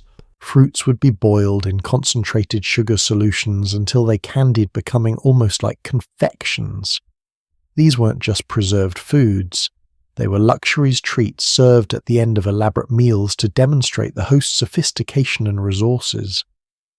Underground storage wasn't just about cool temperatures. Some castles even had ice houses, the medieval equivalent of refrigerators. These were carefully constructed pits, usually dug into hillsides, or built partially underground with thick insulating walls. During winter, workers would collect ice and snow, packing it tightly into the ice house, along with layers of straw or sawdust for insulation. If done properly, this ice could last well into summer, providing a way to keep perishable foods fresh for short periods. Ice houses weren't common in every castle. They required specific conditions and considerable labour to maintain, but the largest and wealthiest households often had them. The ability to serve cold drinks in summer or present fresh fish that had been kept on ice was yet another way of demonstrating status and resources. What strikes me most about all these preservation techniques is how they represent a fundamentally different relationship with food than we have today. We expect food to be available year-round. Strawberries in December. Sure, we'll fly them in from somewhere warm. Fresh fish on Monday. No problem, it's been kept refrigerated since it was caught. But medieval people lived with seasons in a way we've almost completely forgotten. Summer was abundance. Autumn was harvest and preservation.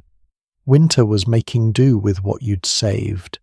Spring was the hungry gap when last year's stores were running low and this year's crops hadn't come in yet. The entire rhythm of castle life was shaped by this cycle. The kitchen's work changed completely depending on the season.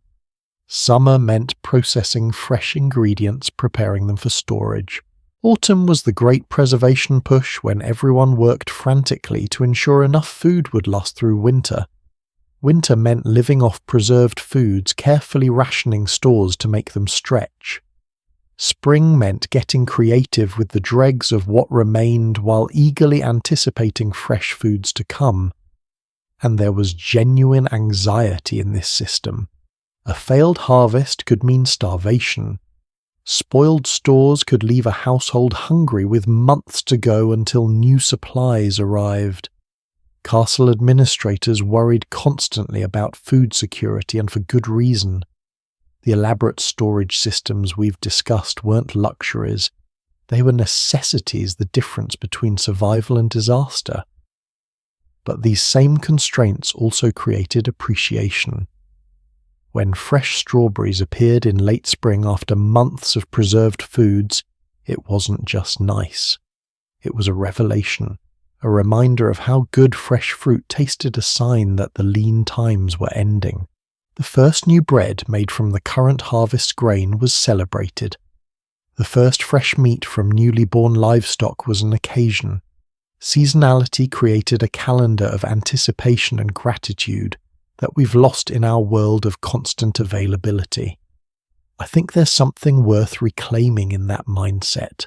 Not the scarcity or the anxiety, obviously, but the awareness, the appreciation for fresh food when it's available, the understanding that preservation is a skill and an art, not just an industrial process.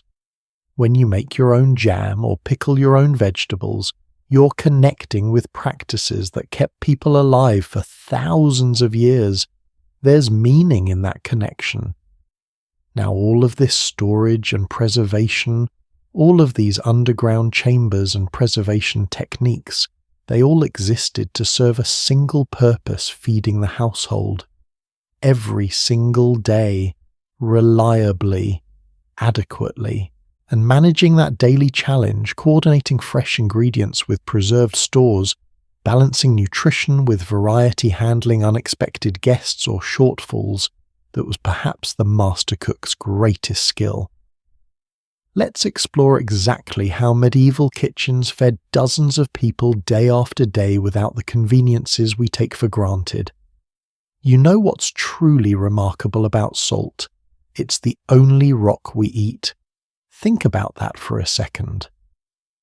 Of all the minerals in the earth, all the stones and crystals and compounds, salt is the only one humans deliberately seek out and consume.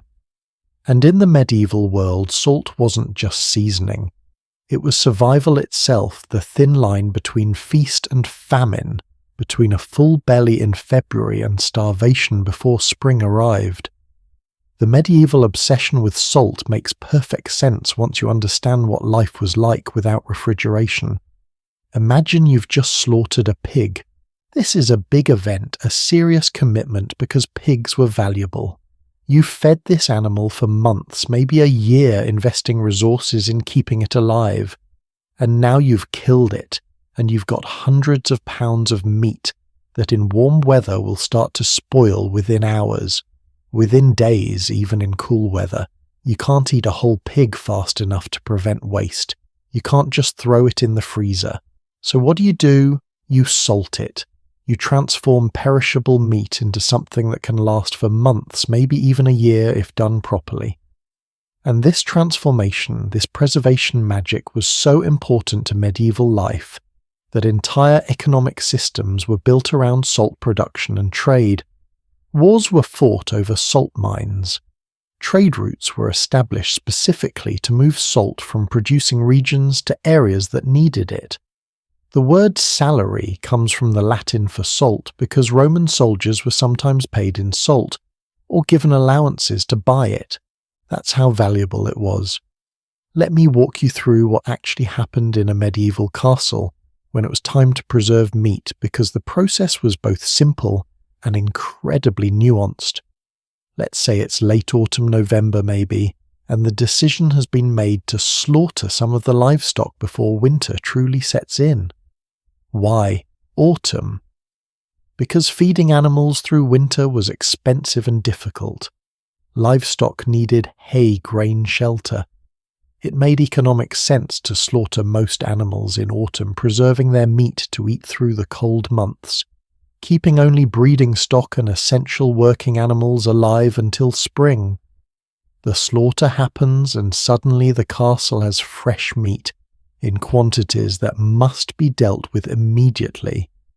The slaughterer we discussed earlier does his work breaking down the carcasses into manageable pieces, but here's where the larderer takes over because his expertise determines whether this meat remains edible for 2 months or 6 months, whether it tastes good when eventually cooked or becomes unpleasantly tough and salty. First, he has to assess the meat itself. Not all cuts are equal for preservation. Fattier cuts like pork belly salt differently than lean cuts like ham. Organs can't be preserved as long as muscle meat and need to be eaten relatively quickly or prepared differently. Bones affect how salt penetrates tissue. The larderer is making dozens of decisions based on experience. This piece goes into dry salt, that piece into brine. These organs get cooked and eaten within days. For dry salting, the process seems straightforward but requires precision. Each piece of meat is thoroughly rubbed with salt coating every surface, working the salt into any crevices.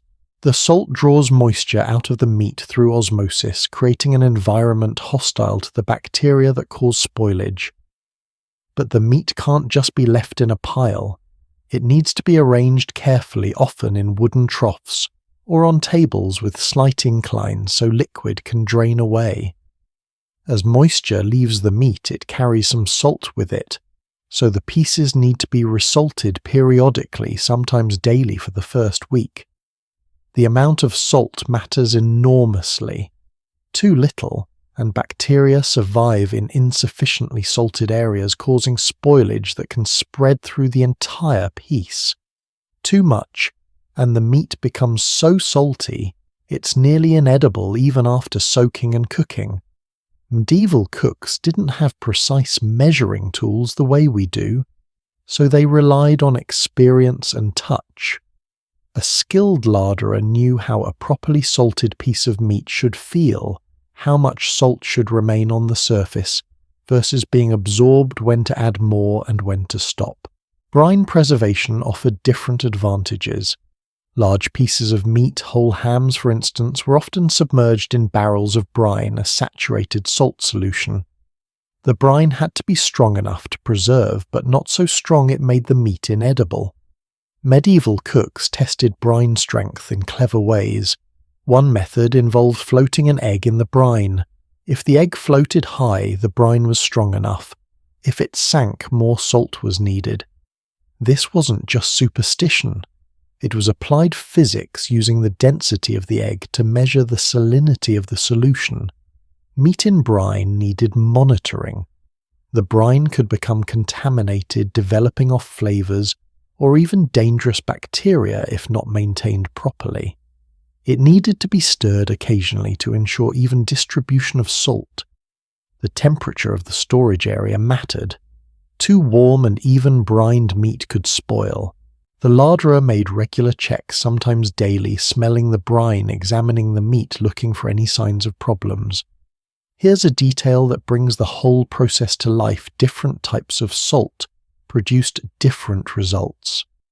Fine salt dissolved quickly and penetrated meat evenly, making it good for delicate work or when you wanted relatively quick curing. Coarse salt was better for long-term preservation because it dissolved more slowly, providing extended protection. Some regions produced salt with slight mineral differences that affected flavor. Salt from coastal evaporation ponds tasted different from salt mined from underground deposits. An experienced larderer knew these differences and used them strategically. The best salt, as we mentioned briefly before, came from coastal regions, where seawater was channeled into shallow ponds and allowed to evaporate under the sun. This produced relatively pure salt with consistent quality, but it was expensive because the production process required significant land area and ideal weather conditions. Cheaper rock salt mined from underground deposits could work, but often contained impurities, bits of stone or other minerals that made it less effective for preservation. Wealthy households insisted on quality salt for meat preservation because they understood it made a difference. Poor quality salt could ruin expensive meat, turning a valuable resource into something barely edible. Better to pay more for good salt and ensure your winter stores remained palatable than to save money up front and lose everything to spoilage.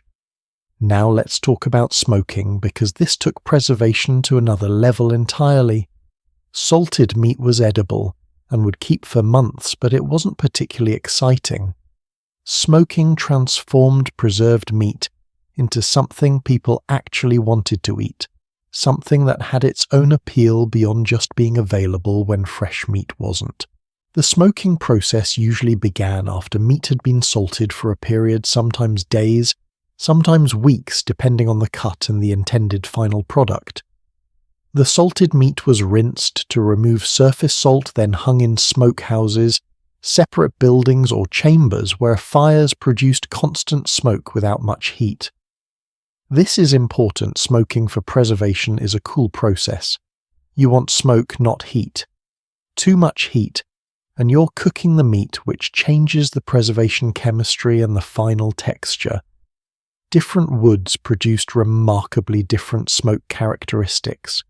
Fruit woods like apple or cherry gave sweet, mild smoke that was excellent for pork and poultry. Oak provided robust, assertive smoke that stood up to beef. Beech was traditional for bacon in many regions. Hickory, which was less common in Europe but known in some areas, gave intense flavour that some loved and others found overwhelming. The choice of wood wasn't just about flavour preferences.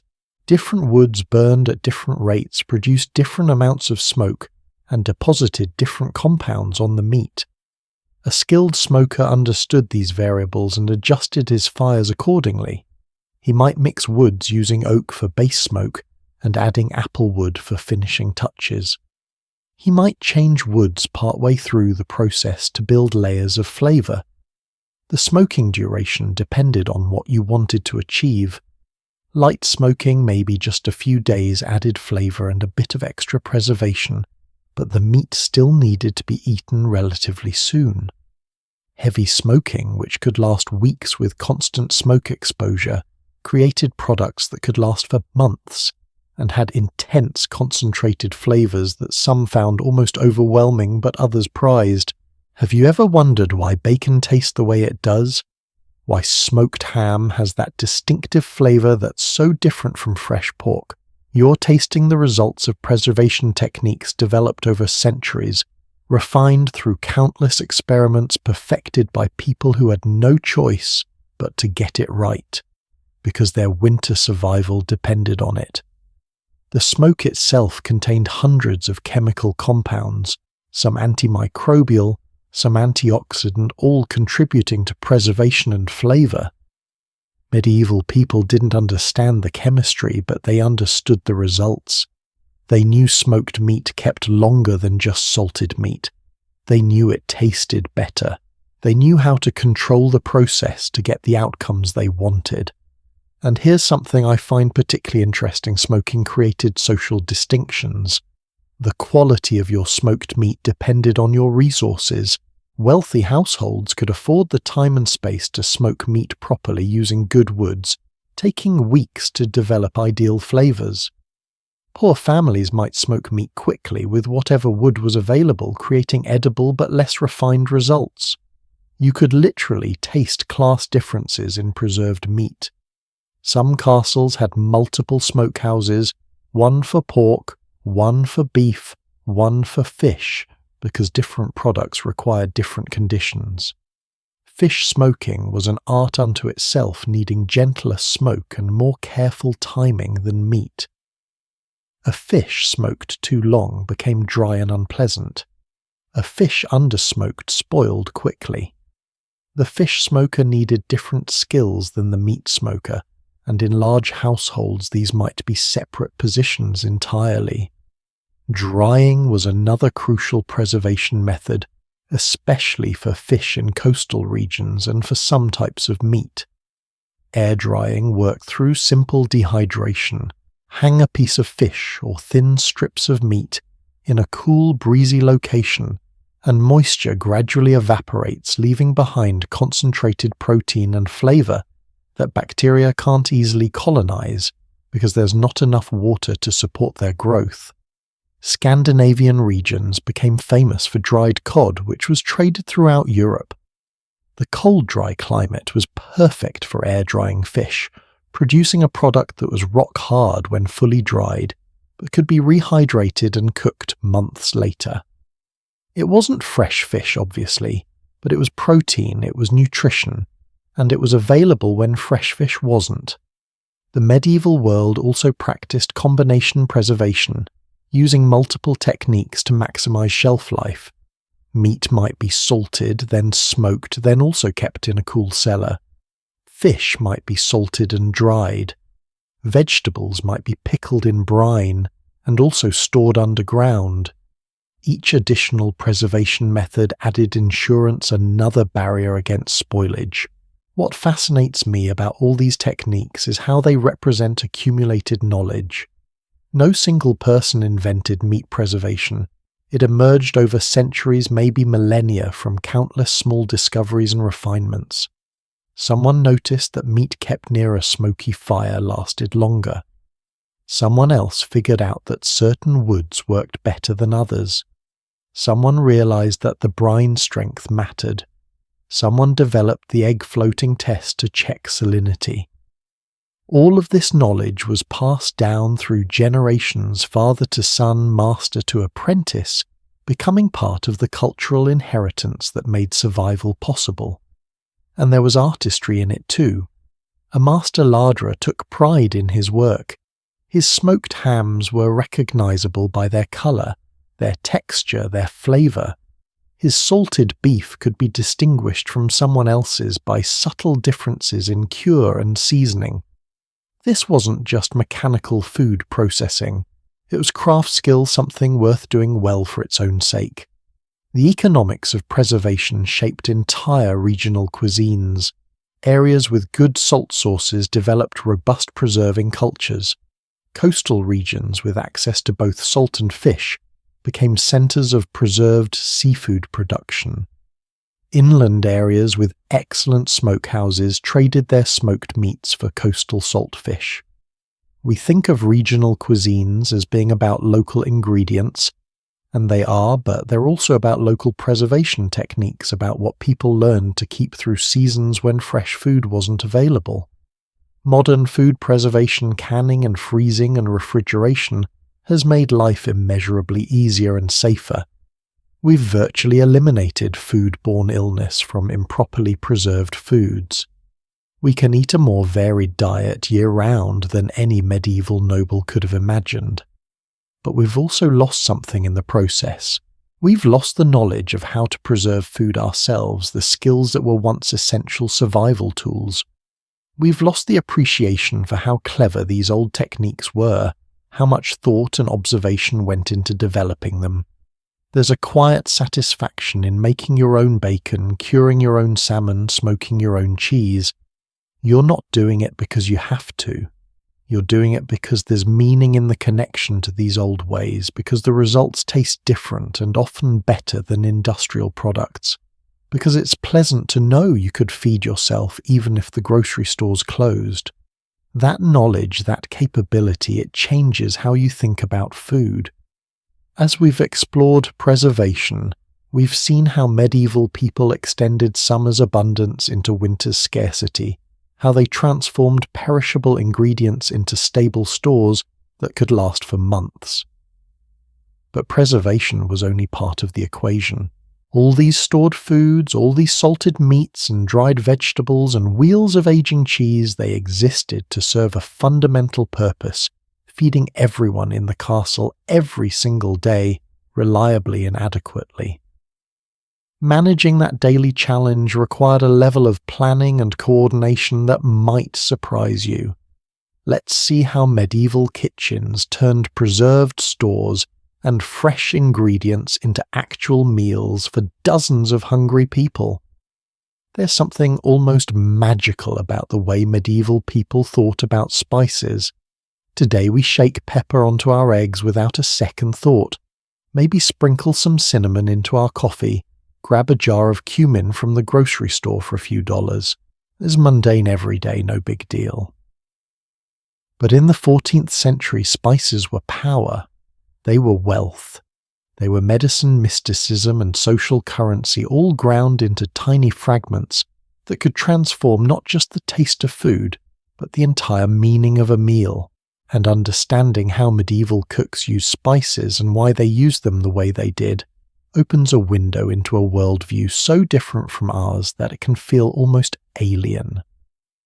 Let me start with a number that should make you pause. 30 grams of pepper, about 1 ounce, cost the equivalent of a full day's wages for a labourer. 1 ounce. That's roughly 2 tablespoons of peppercorns. For what an ordinary worker earned by toiling from sunrise to sunset, carrying stones or ploughing fields or hauling water, he could buy 2 tablespoons of pepper. Think about that proportion. If you translated that to modern terms, we're talking about pepper being more expensive than many cuts of meat, more valuable than fine wine, more precious than most people's clothing. And pepper wasn't even the most expensive spice. Saffron cost exponentially more because it had to be harvested by hand from crocus flowers, each flower producing only 3 tiny stigmas that had to be carefully plucked. It took thousands of flowers to produce a single ounce of saffron. The labour involved was staggering. So when a medieval recipe called for saffron, and many of them did, it was a statement. It said, "I have resources, I have connections, I have access to luxury goods from distant lands." Serving a dish flavoured with saffron was like serving your guests champagne and caviar today, except even more exclusive because at least champagne can be produced in large quantities once you've figured out the process. But here's where things get really interesting. Spices weren't just status symbols. Medieval people genuinely believed they were essential for health, and this belief was rooted in medical theories that dominated European thought for centuries. The theory of the four humours, which originated with ancient Greek physicians and was elaborated throughout the medieval period, held that the human body contained four fundamental fluids: blood, phlegm, yellow bile, and black bile. Health meant keeping these humours in perfect balance. Disease meant imbalance, and different foods, including spices, were classified according to their effects on these humours. According to the scholars D. Eleanor Scully and Terence Scully, who've done extensive research on medieval culinary medicine, spices including sugar were considered to be simply that, varieties of drugs to be employed only with a full, conscious understanding of their respective strengths and virtues. Drugs. Not seasonings, not flavourings, but drugs. Medieval cooks, at least those working for nobles and the wealthy, needed to understand medical theory because they were essentially practicing preventive medicine with every meal they prepared. Each spice was classified on two scales: hot to cold and dry to moist. Pepper was considered hot and dry. Ginger was hot and moist. Cinnamon was hot and dry, but less intensely than pepper. These classifications weren't arbitrary. They were based on how the spice made you feel, what it seemed to do to your body. Pepper made you sweat, made your mouth burn so clearly it was heating. Ginger seemed to settle upset stomachs and promote digestion, suggesting moistening and warming properties. The cook's job was to balance dishes according to humoral theory. If you were serving fish, which was considered cold and moist, you'd season it with hot, dry spices like pepper to counterbalance its natural properties. If you were preparing beef, which was thought to be hot and dry already, you might use more moderate spices or even cooling ingredients to prevent the dish from becoming too heating and potentially causing fever or inflammation in the person eating it. Now here's where it gets even more complex. Individual diners might have different humoral constitutions. Young people were thought to be naturally warmer and moister than old people. Men were typically considered hotter and drier than women. Different seasons affected your humoral balance. Summer heat might make you too warm and dry. Winter cold might make you too cold and moist. A truly sophisticated cook would adjust seasoning based on who was eating when they were eating, and what other foods they'd be consuming in the same meal. This sounds incredibly complicated, and it was, but it also reveals something profound about medieval culture. They took food seriously as medicine. They believed deeply that what you ate directly affected your physical and mental health. And you know what? They weren't entirely wrong. Modern nutritional science has confirmed that many spices do have genuine health benefits. Ginger really does help with nausea. Turmeric has anti-inflammatory properties. Cinnamon can help regulate blood sugar. The medieval understanding of why these things worked was inaccurate, but the observation that they worked was sound. Let me tell you about sugar because its story perfectly illustrates this medical mindset. Today we think of sugar as at best a guilty pleasure, and at worst a health hazard. We're constantly being warned to reduce our sugar intake. But in the 13th century and earlier, sugar was used exclusively for medicinal purposes. It was so expensive and so rare that only apothecaries, the medieval equivalent of pharmacists, stocked it. If you needed sugar, you went to the same place you'd go for other medicines, and you used it sparingly as treatment for specific ailments. But something changed during the 14th and 15th centuries. Sugar became more widely available, though still expensive, and it began appearing as a common condiment at prosperous tables. Why, partly because of increased trade connections making it less rare, but also because of humoral theory. According to these medical beliefs, sugar was classified as moderately warm and moist. And what else was moderately warm and moist? The ideal human temperament, the perfect balance of humours that represented optimal health. So sugar wasn't just delicious, it was actually considered healthy, beneficial, something that promoted good humoral balance. Nobles started using it more liberally because they believed it was good for them. They'd sprinkle it on meat, dissolve it in wine, use it in sauces and preserves. The idea that sugar might be harmful would have seemed absurd. It was medicine. It was balance. How could something that brought you closer to the ideal temperament possibly be bad? Of course, they were wrong about the mechanism, but there's something almost touching about the certainty with which they believed this. They thought they understood how the body worked, and they made logical decisions based on that understanding. The fact that the underlying theory was flawed doesn't make their reasoning process any less human or relatable. Now let's talk about the social symbolism of spices, because this is where things get really juicy. Medieval nobles were acutely aware of which spices were most expensive. They knew down to the penny what things cost, and they used this knowledge strategically. When you invited someone to dinner, the spices you used sent clear messages about how much you valued that person, how much honour you were willing to bestow on them. Imagine you're a minor lord hosting a bishop. You want to impress this bishop because the church has enormous political and social power. So your master cook prepares dishes heavily seasoned with saffron, pepper, cinnamon, cloves, nutmeg. The bishop tastes the food and immediately understands this meal cost a fortune. This level of spice use represents a significant percentage of your annual income. You're demonstrating both your wealth and your respect for him. Message received. But here's the flip side. If you use cheap spices, or worse, none at all, when hosting someone of high status, you are essentially insulting them. You are saying, you're not worth the expense. Social relationships in medieval society were built on these kinds of symbolic gestures, and food was one of the primary languages of status and respect. Salt occupied a unique position in this spice hierarchy. It was essential, absolutely necessary for preservation and flavouring, but it wasn't exotic or rare the way pepper was. So salt became a different kind of status symbol. The container that held salt at a feast was what mattered. Wealthy nobles commissioned elaborate salt cellars, sometimes made from gold or silver, intricately decorated, shaped like ships or castles or mythological creatures.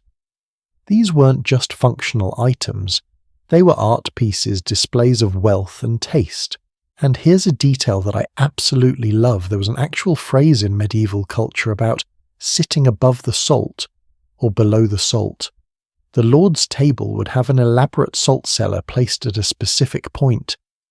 People seated above it toward the lord were honoured guests and high-status individuals. People seated below the salt were of lesser importance. Your physical position relative to a container of salt indicated your social status. Can you imagine? The salt shaker on your table right now would have been a marker of social hierarchy, determining who got respect and who didn't. The Duke of Berry, one of the wealthiest nobles in 14th century France, owned a golden salt cellar called a nef, shaped like a ship that was so elaborate and expensive it appeared in illuminated manuscripts showing him at feasts. That salt cellar wasn't about holding salt. It was about announcing to everyone in the room, "I have more money than you can possibly imagine." Whoa. Spices also had to be purchased from specialized sources, and this added another layer of complexity. In many areas, cooks couldn't just go to a market and buy pepper or saffron. They had to go to an apothecary, that same place where medicines were sold. The apothecary would measure out small quantities of precious spices, sometimes explaining their properties and recommended uses.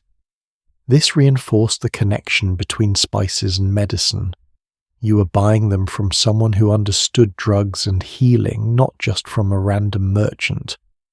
Some castles, particularly large ones with sophisticated kitchens, employed a specialized servant called a spicer, who was specifically responsible for managing the spice supply. The spicer kept the spices locked away because they were valuable enough to steal. He doled out precise amounts to the cooks as needed, keeping careful records of what was used and when. This wasn't paranoia. It was practical accounting for items that genuinely represented significant portions of the household budget. Different spices also had different symbolic associations beyond just their cost. Cinnamon was associated with the exotic East with biblical references to the Garden of Eden.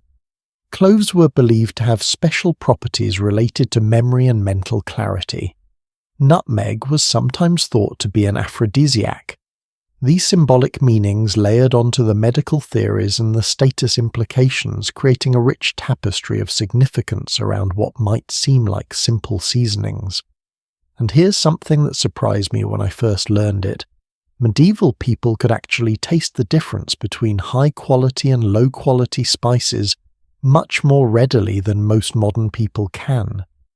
Because spices were so expensive, because they mattered so much, people developed refined palates for them. They could tell if pepper was fresh or stale, if saffron had been adulterated with cheaper flowers, if cinnamon was the expensive Ceylon variety or the cheaper cassia. This wasn't snobbery for its own sake. It was informed appreciation born from scarcity and significance.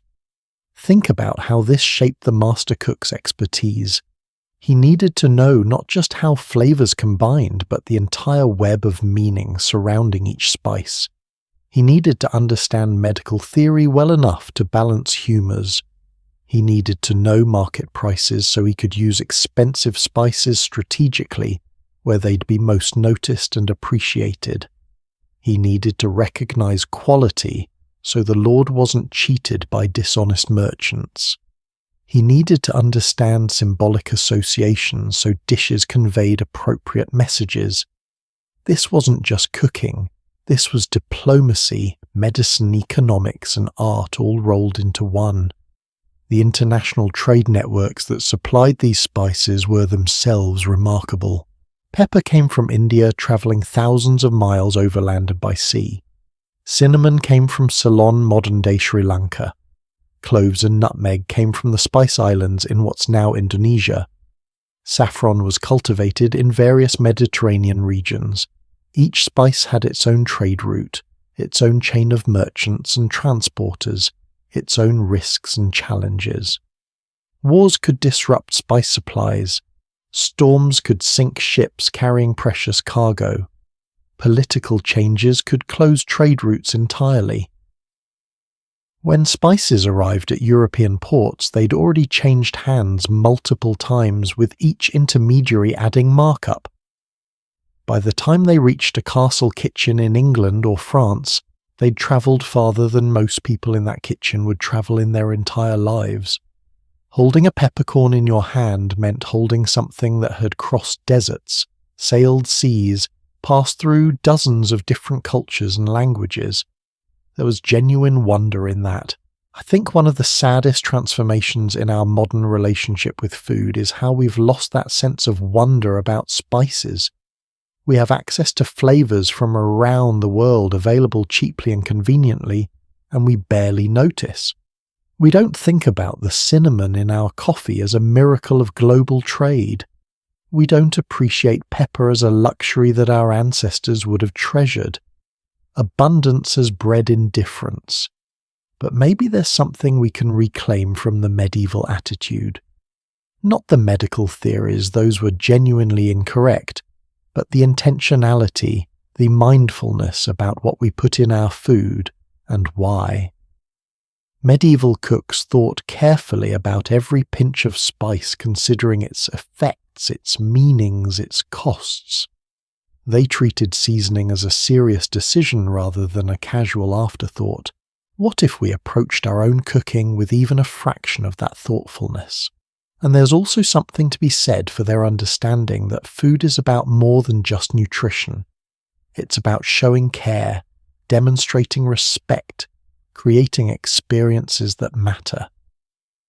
When a medieval lord spent a fortune on spices for a feast, he wasn't being foolish or wasteful.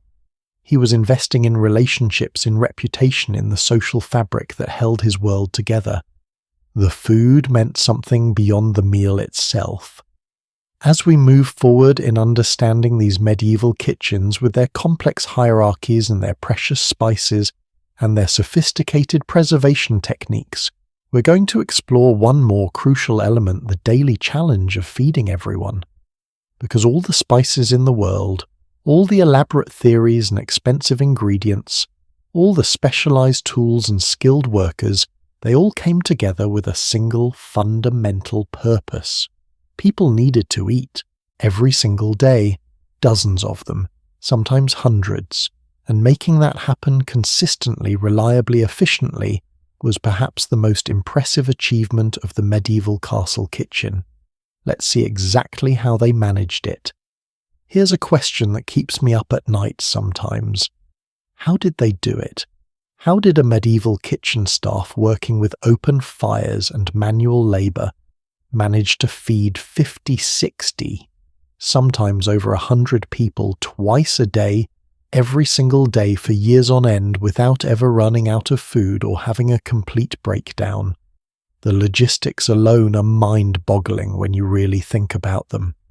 We struggle to cook dinner for 6 people without consulting recipes on our phones and running to the grocery store for forgotten ingredients. Medieval cooks were feeding armies of hungry mouths with none of our conveniences, and somehow they made it work. Let me give you some context about who exactly needed feeding in a typical castle, because understanding the numbers helps you appreciate the challenge. At the very top you had the lord and his immediate family. Depending on the household, that might be 3 people or it might be 10. Then you had the lord's household knights, men who'd sworn service to him and lived within the castle. That could easily be another dozen men. Add clergy, because most castles had at least a chaplain and possibly other religious figures. Add the administrative staff, the steward, the chamberlain, various clerks and accountants. Add the skilled workers, the master cook, and his team, the marshal, who ran the stables, the blacksmith, the carpenter, and then you had all the regular servants. Kitchen workers we've already discussed, but there were also grooms for the horses' pages and squires. If this was a household that trained young nobles' maids who cleaned chambers and tended to the lady laundresses, stable boys, guards at the gates, messengers. In a moderately prosperous castle, you could easily have 50 to 70 people who needed to eat daily. In a major noble household or a royal residence, the number could swell to several hundred. Every single one of these people needed breakfast and dinner, the 2 main meals of the medieval day. And here's the crucial part: they didn't all eat the same food. The social hierarchy that defined everything else in medieval life extended right down to what appeared on your plate. The lord expected fine white bread made from wheat, roasted meat, seasoned with expensive spices, wine from his best barrels. The servants got coarser bread made from barley or rye, simpler stews and pottages, small beer or watered ale. This wasn't cruelty exactly, though it seems harsh to modern sensibilities. It was how the world worked. Your food reflected your status. So the kitchen staff wasn't just making one meal. They were essentially preparing multiple different meals simultaneously, each calibrated to the social rank of the people who'd be eating it. The complexity of this coordination is staggering when you think about it. You're managing different ingredients, different cooking techniques, different timing, all happening at once in the same physical space. Let's walk through what a typical day's meal planning might look like. The master cook arriving early would first consider what day it was in the religious calendar, because this determined what could be served. Wednesday, Friday and Saturday were fast days when meat and eggs were forbidden. The evenings before major religious holidays were also fast days. And then there was Lent, 40 days before Easter, when strict fasting rules applied. On fast days, the kitchen had to serve fish, vegetables and grain dishes without any meat or animal products except fish. You might think, well, that's simple, just serve fish. But fish had its own complications. Fresh fish was only available if you were near the coast or a good river, and even then, keeping it fresh without refrigeration meant it had to be cooked the same day it was caught or purchased. Most inland castles relied heavily on preserved fish, salted cod, smoked herring, dried fish that had to be soaked for hours before cooking to remove excess salt and rehydrate the flesh.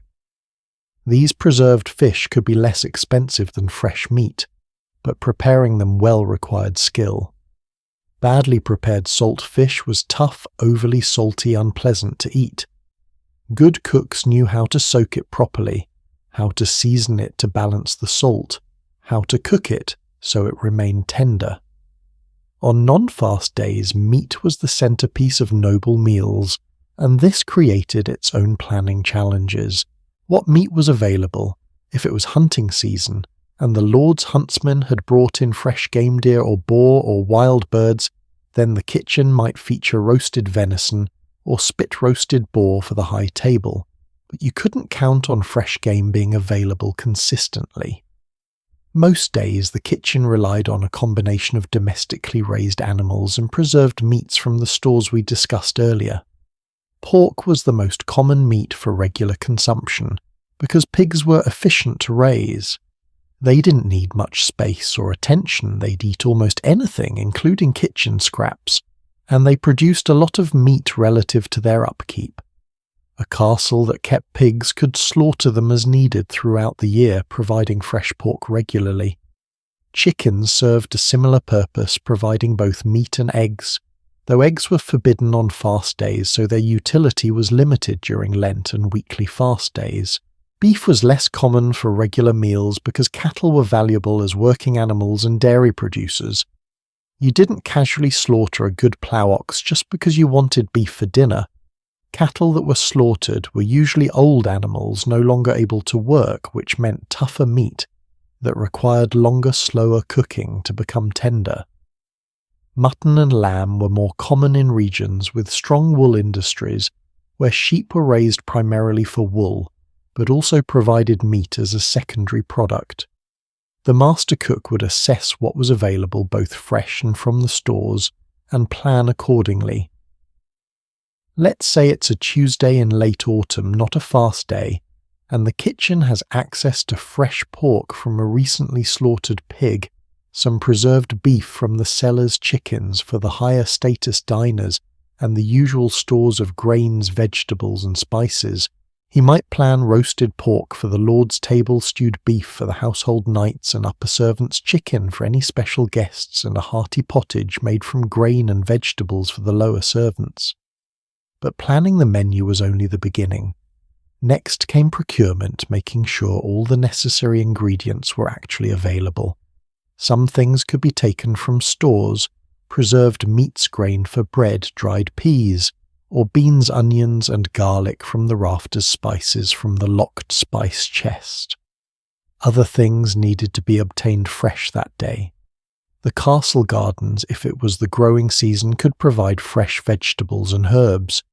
Otherwise, vegetables came from the stores or had to be purchased from local farmers or markets. Here's where the procurement network became crucial. Many ingredients had local sources and were supplied fresh on the day they'd be used. A castle didn't stockpile fresh vegetables for weeks. They bought or harvested them as needed. This meant maintaining relationships with local farmers, knowing who had the best produce, who could be relied on to deliver on time, who might have specialty items available. The pantler or steward usually handled these relationships, but the master cook had input, rejecting inferior ingredients or requesting specific items for planned dishes.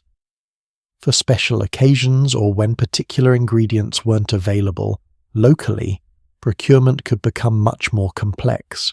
There are historical records of messengers being sent on multi-day journeys to purchase specific items. A ton of rare wine might require sending someone all the way to a distant city. Exotic spices came through merchants who themselves had travelled enormous distances or bought from long trade chains. Fresh seafood for an inland castle meant sending riders to the coast and back in a desperate race against spoilage. Many castles, especially larger ones, maintained their own gardens specifically to supply the kitchen. These weren't ornamental gardens. They were working vegetable plots, herb gardens, sometimes orchards. A well-maintained castle garden could provide fresh parsley, mint, sage, rosemary, thyme, and other herbs that were essential to medieval cooking. It might grow onions, leeks, cabbages, carrots, peas, beans. It might have fruit trees producing apples, pears, plums, quinces. The garden was usually the responsibility of a specific gardener, but the kitchen staff worked closely with him, requesting what they needed, timing planting so ingredients would be available when required. Medieval garden management was surprisingly sophisticated. Gardeners understood crop rotation to maintain soil fertility. They knew which plants grew well together and which should be separated. They saved seeds from the best plants to ensure good harvests in following years. Once ingredients were secured, preparation could begin, and this is where timing became absolutely critical. Remember, there were no thermostats to adjust, no timers to set. Everything was done by experience and judgment. Bread baking might start very early because bread needed time to rise, then bake, then cool slightly before serving. The baker had to calculate backward from when bread needed to be on the table to determine when to start mixing dough. Meat roasting required similar advanced planning. A large roast needed hours to cook properly, and it had to be started at exactly the right time to be ready when needed. Too early and it sat around getting cold.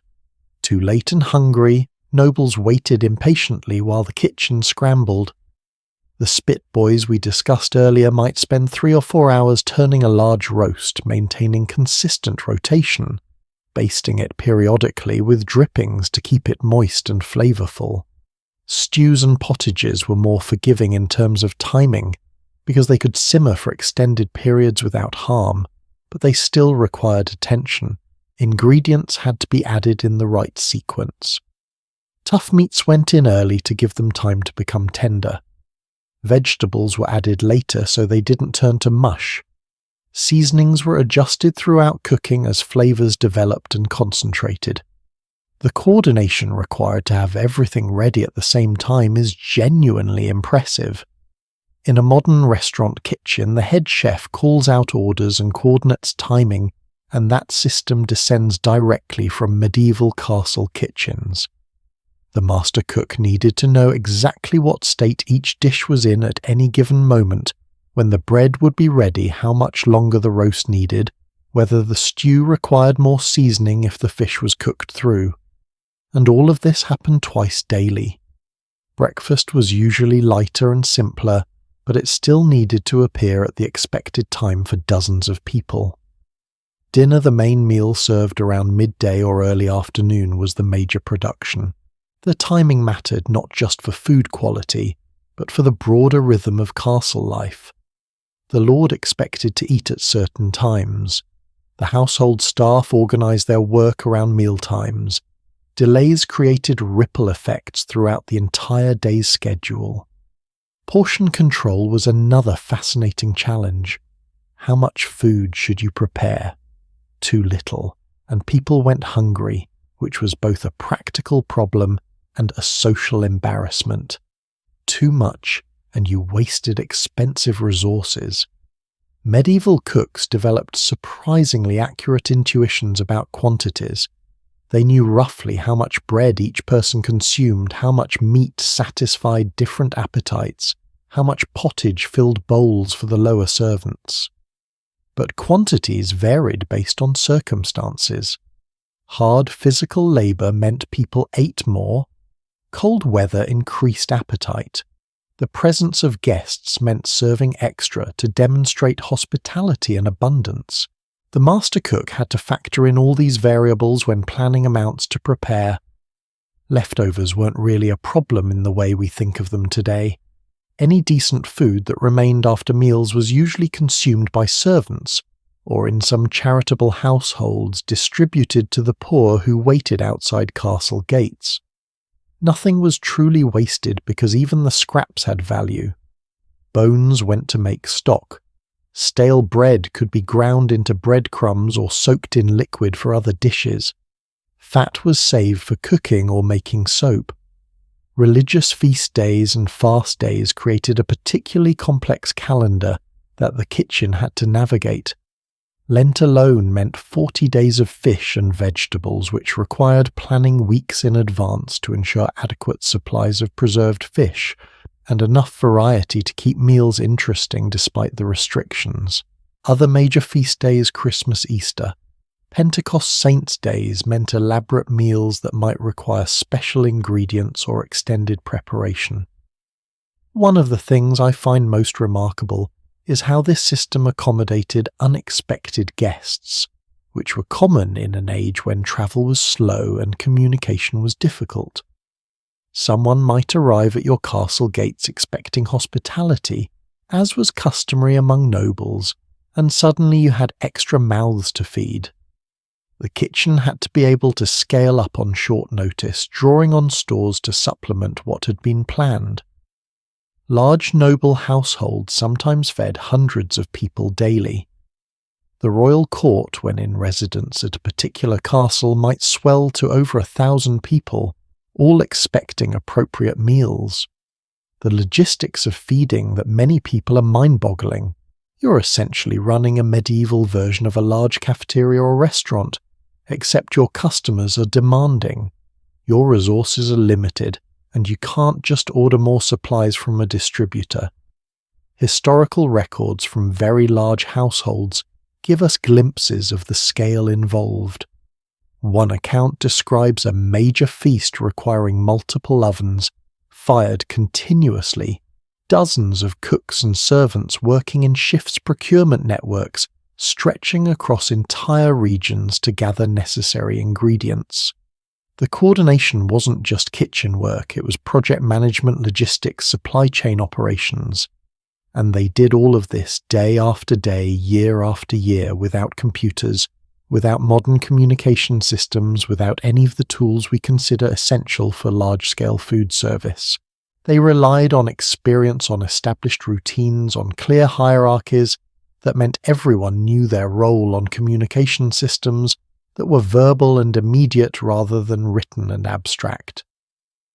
There's something both humbling and inspiring about imagining those medieval kitchens at midday fires, roaring dozens of people moving with practiced coordination, the master cook overseeing everything, with the concentrated focus of someone who knows that failure means hungry nobles and angry lords, the smell of roasting meat and fresh bread filling the air, the heat radiating from ovens and open fires, the constant motion of servants carrying ingredients, stirring pots, turning spits, checking bread, adjusting fires, and somehow miraculously it worked.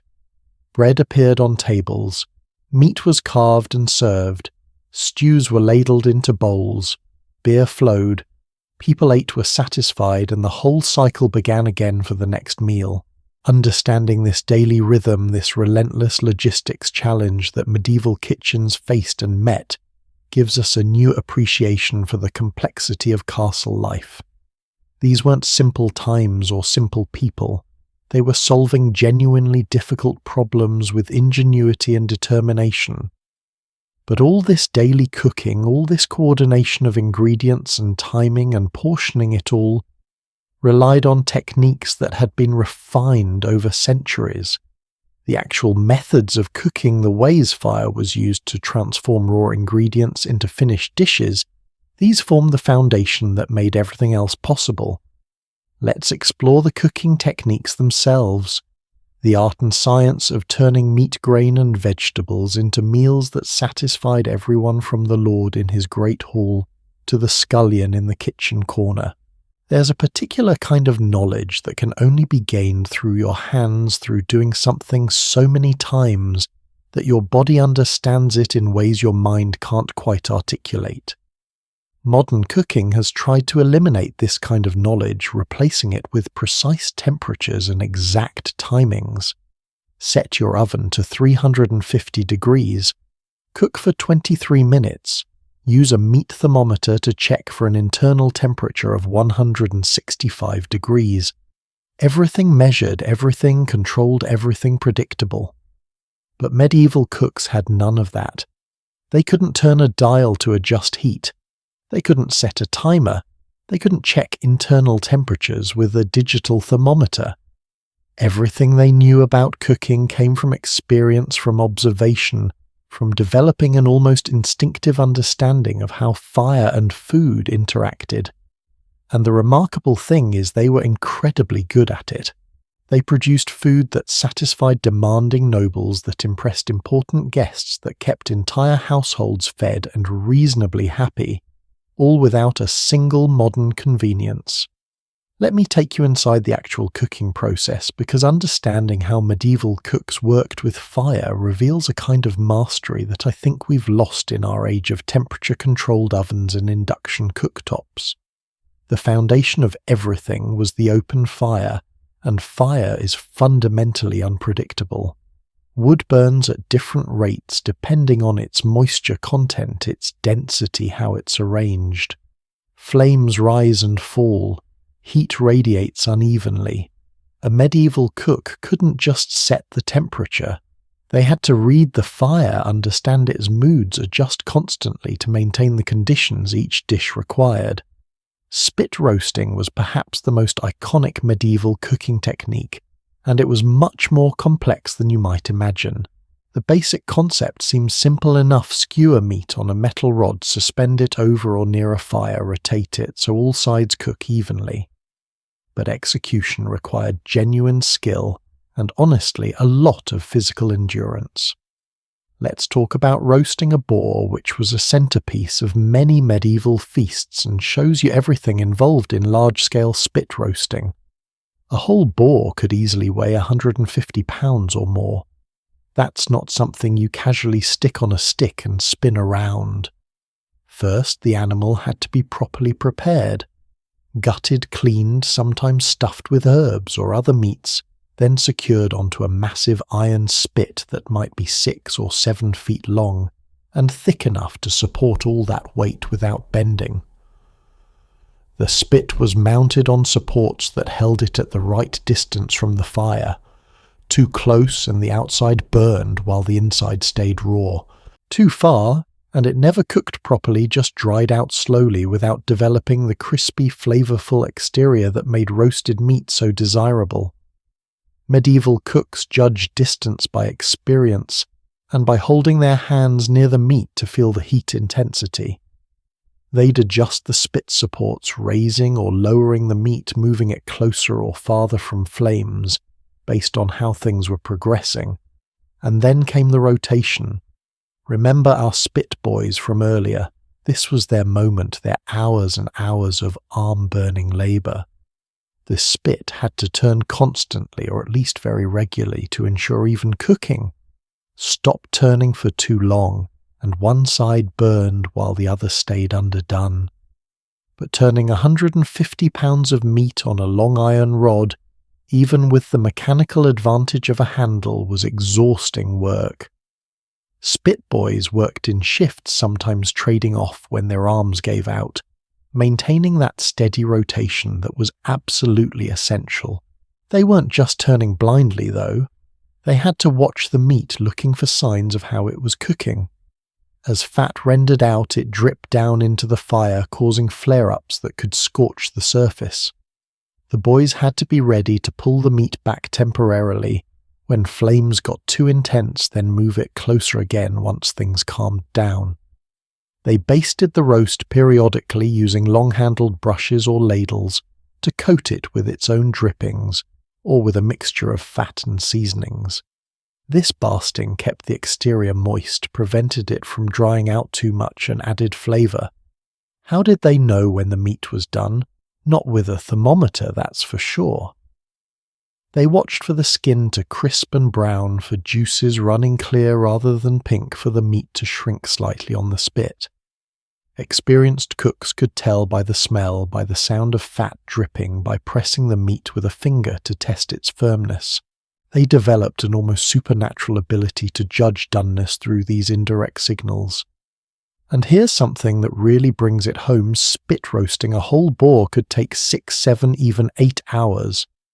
Imagine standing in front of a roaring fire for 8 hours, constantly turning, constantly basting, constantly monitoring in a room that's already hot from other fires burning for other dishes. The heat would be overwhelming. The smoke would make your eyes water. Your arms would feel like they were going to fall off. But you couldn't stop because a feast depended on this roast being perfect. Smaller roast chickens or rabbits or joints of beef required less time, but the same attention to detail. Each type of meat roasted differently. Poultry needed higher heat to crisp the skin without drying out the delicate flesh. Beef could handle more moderate heat over longer periods. Pork fell somewhere in between. A skilled cook knew these differences instinctively and adjusted fire intensity and roasting time accordingly.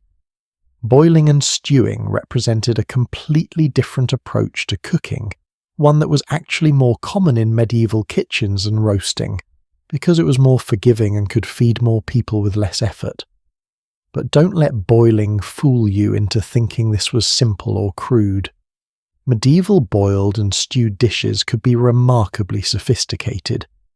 The pottage, which we've mentioned several times, was the workhorse of medieval cooking. At its most basic, a pottage was grain or legumes cooked in liquid until soft and thick. But calling it just grain and water is like calling a fine wine just fermented grapes. The reality was much more interesting. A simple pottage for servants might indeed be fairly plain barley or oats, cooked in water or weak broth, maybe with some onions and salt for flavour. This was filling, nutritious enough to sustain hard physical labour, and could be made in enormous quantities with minimal expense. But pottages for the Lord's table were entirely different creatures. These might start with a rich meat broth made from roasted bones and aromatic vegetables. The grain or legumes would be carefully selected, maybe imported spelt or high-quality wheat. As the pottage cooked, cooks would add ingredients in stages harder vegetables early, so they softened properly tender ones later to preserve their texture. Herbs and spices were added thoughtfully, building layers of flavour. And there was a whole category of pottages that weren't grain-based at all. White pottages, which were particularly fashionable in the 14th century, were made from almonds ground into paste and mixed with broth to create a creamy white soup. These were often served on fast days when dairy wasn't allowed, providing richness and body without violating religious restrictions. Making almond milk was labour-intensive. Almonds had to be blanched to remove skins, ground to a fine paste with mortar and pestle, then mixed with liquid and strained through cloth to remove any remaining solids. The result was smooth, rich, almost luxurious, despite containing no actual dairy. The key to good stewing was managing the heat. A rolling boil made meat tough and destroyed delicate vegetables. A gentle simmer where the liquid barely bubbled allowed tough cuts to become tender through long, slow cooking while preserving flavours. Medieval cooks controlled heat by adjusting how close the cauldron hung to the fire using those pot hooks and chains we discussed earlier. They'd raise the pot farther from flames to reduce heat, lower it closer to increase temperature, making constant small adjustments based on what the dish needed.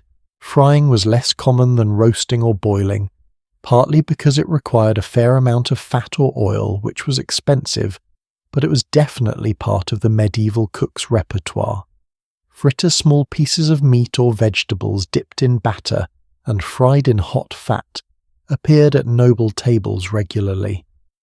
Rissoles, something like medieval croquettes, were made from finely chopped meat mixed with spices, formed into small balls or patties, and fried until crispy. The challenge with frying was temperature control. Fat that's too hot burns the exterior before the interior cooks. Fat that's not hot enough results in greasy, soggy food that absorbs excessive oil. Medieval cooks tested fat temperature by dropping small pieces of bread into it. If the bread browned in a few seconds, the fat was ready. If it burned immediately too hot, if it just sat there getting greasy not hot enough, this bread dropping test was surprisingly accurate and required no equipment beyond the cook's observation and experience. Baking encompassed more than just bread, though bread was certainly the most important baked good in medieval life. By the late 14th century, pies had become increasingly popular, and these weren't always sweet desserts the way we think of pies today. Savoury pies filled with meat, fish, vegetables, or combinations thereof were common.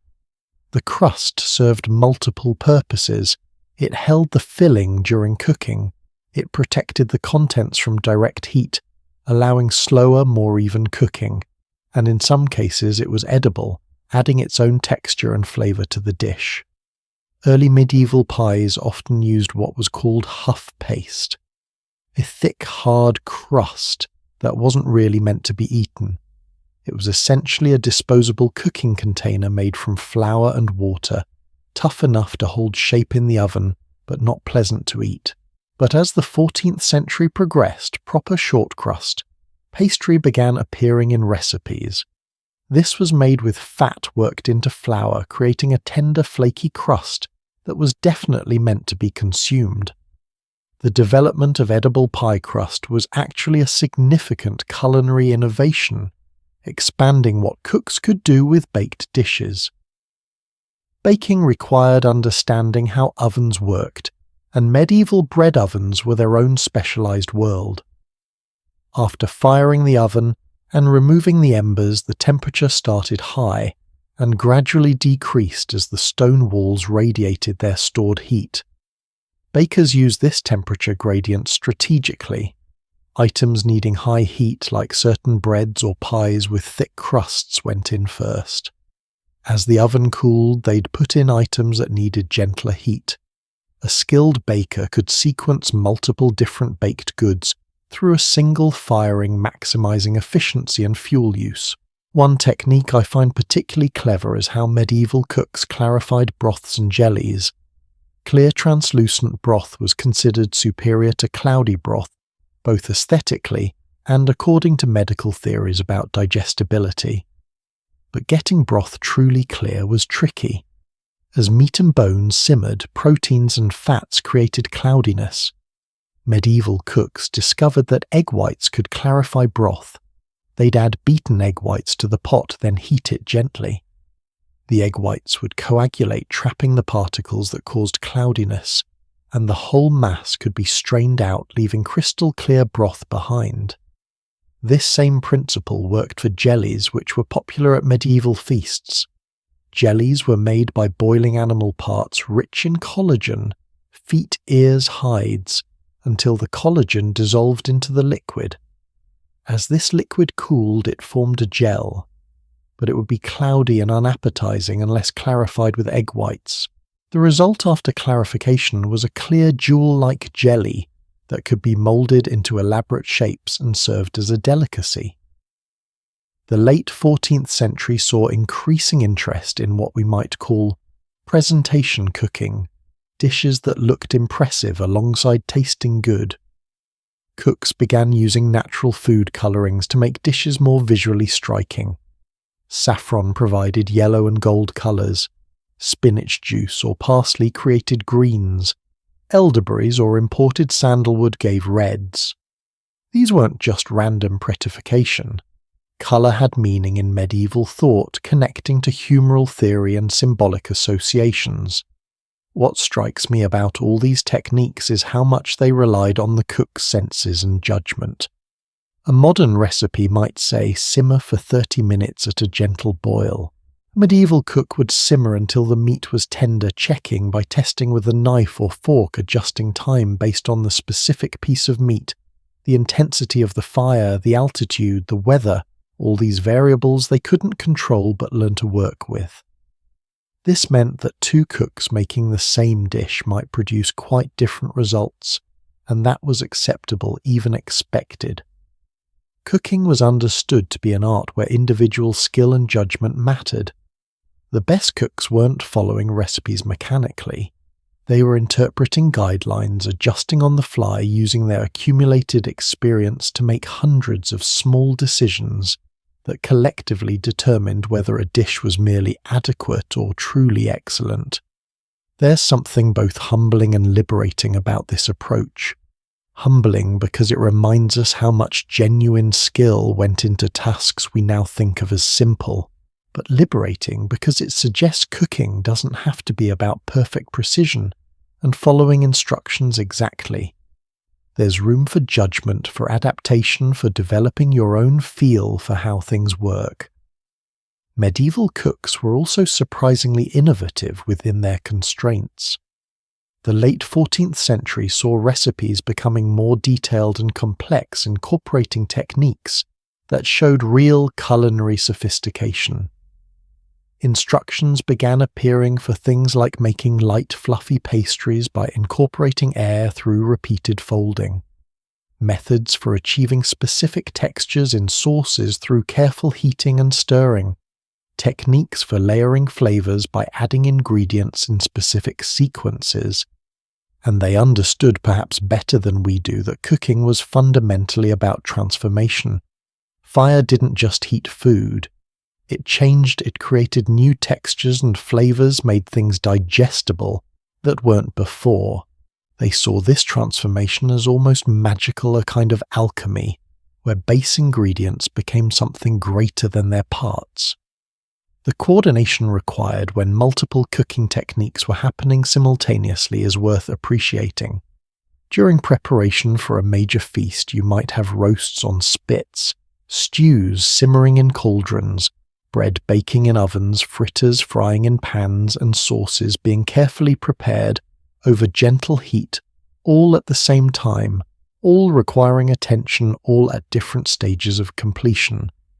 The master cook was conducting an orchestra of fire and food, keeping everything moving forward, ensuring things finished at the right times, maintaining quality across dozens of different dishes. And they did all of this consistently, successfully, for centuries, proving that sophisticated cooking doesn't require sophisticated equipment. It requires knowledge, skill, attention, and a deep understanding of how your tools and ingredients work. What we've lost in our modern kitchens, with all their convenience and precision, is perhaps some of that intimate connection with the cooking process. We don't need to judge fire temperature by feel anymore. We don't need to test doneness by pressing meat with our fingers. We don't need to know how to maintain a simmer without a burner dial. But in losing those necessities, have we also lost some of the deep understanding that came with them? I'm not suggesting we should give up our ovens and thermometers. That would be silly. But there's value in understanding how cooking works at a fundamental level, in developing those instincts and judgments that medieval cooks relied on. When you can tell by smell that bread is nearly done, or feel by touch that meat is perfectly cooked, you're connecting with knowledge that spans centuries, touching the same understanding that kept castle kitchens running long before anyone invented a temperature dial. All these cooking techniques, these careful methods of transforming ingredients into meals, they culminated in a journey from fire to table, from kitchen to great hall. The food had to travel through the castle, arriving hot and beautifully presented, served with the ceremony and precision that reinforced the social order. Understanding that final journey from the moment a dish left the kitchen to the instant it appeared before the Lord reveals the last piece of this elaborate puzzle, The dish is perfect. The roast has achieved that ideal balance of crispy exterior and tender interior. The sauce has been carefully adjusted, tasted and retasted until the flavors sing in harmony. The bread emerged from the oven at precisely the right moment, its crust golden and crackling. Everything the master cook has worked toward for hours, everything his team has coordinated and executed, it's all come together beautifully. But here's the thing, none of it matters if the food arrives at the Great Hall cold, or if it gets dropped on the stairs, or if it's presented sloppily, or if the timing is wrong and the Lord is kept waiting. The journey from kitchen to table was its own kind of choreography, one final performance that could make or break the entire meal. And this journey happened through spaces most castle residents never saw, narrow corridors and steep staircases specifically designed to keep servants invisible. Because that was the key to the whole system. Food appeared on the Lord's table as if by magic, as if it materialized fully formed without any of the sweaty, chaotic labor that actually produced it.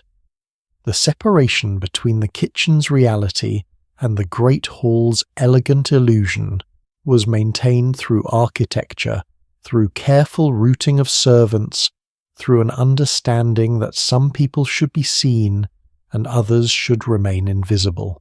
Let me describe these service passages because they're fascinating in their own right. Imagine a narrow stone staircase, maybe only 3 feet wide, winding upward from the kitchen level. The steps are worn smooth from centuries of feet carrying trays and platters. The ceiling is low, barely 6 feet high in places, meaning tall servants had to duck. There are no windows, no decoration, nothing but bare stone walls and dim light from oil lamps mounted at intervals.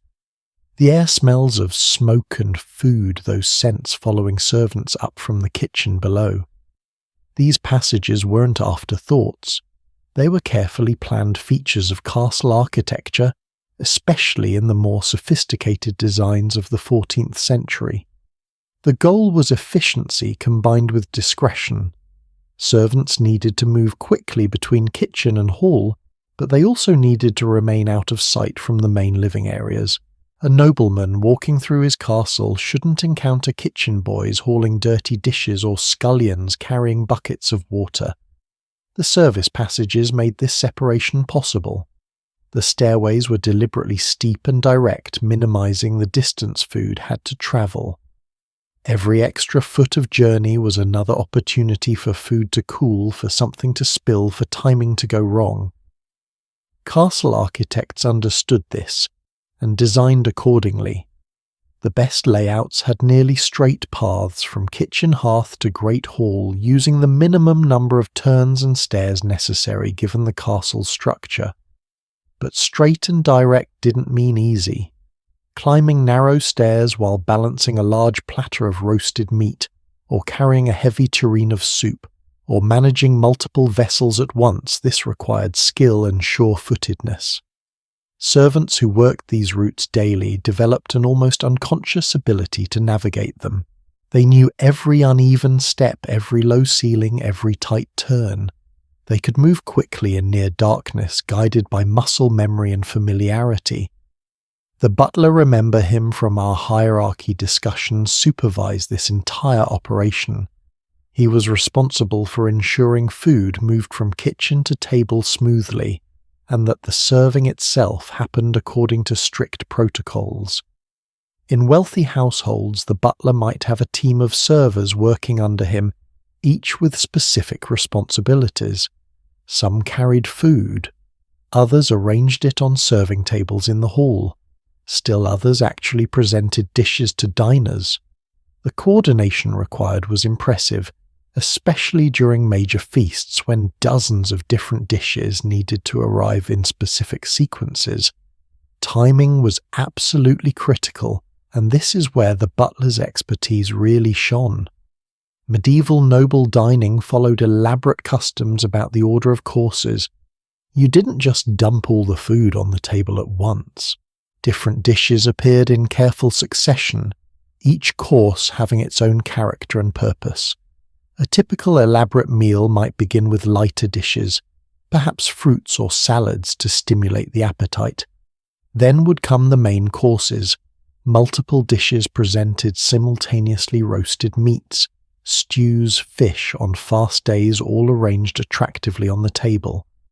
Later courses might include more roasts, different preparations, additional variety. The meal would conclude with sweet dishes, fruits preserved in honey or sugar-spiced wines, cheeses.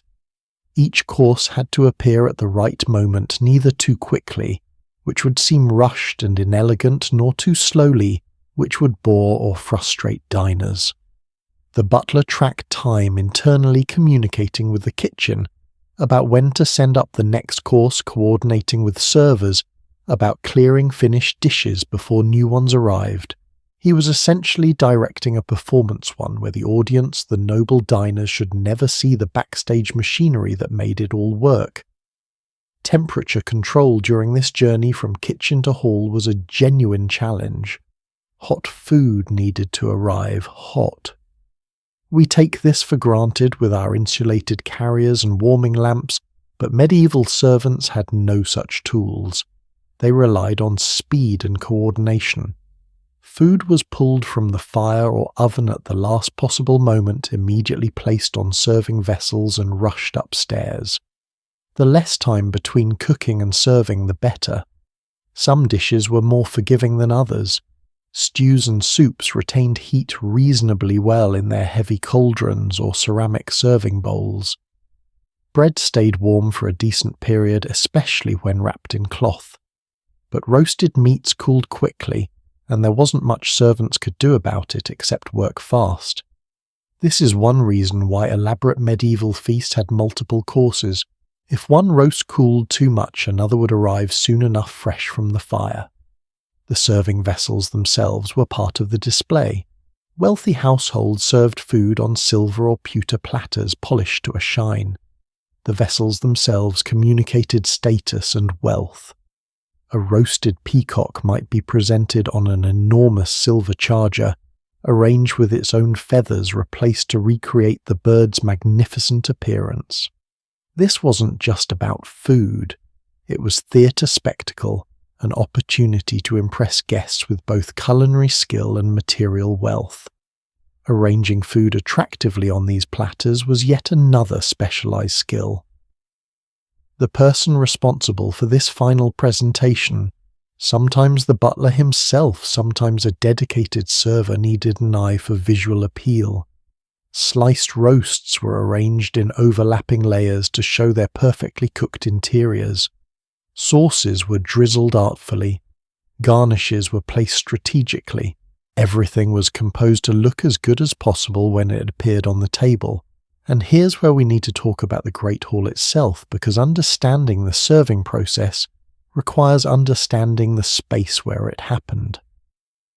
The Great Hall was the public face of the castle, the room where the lord demonstrated his power and hospitality.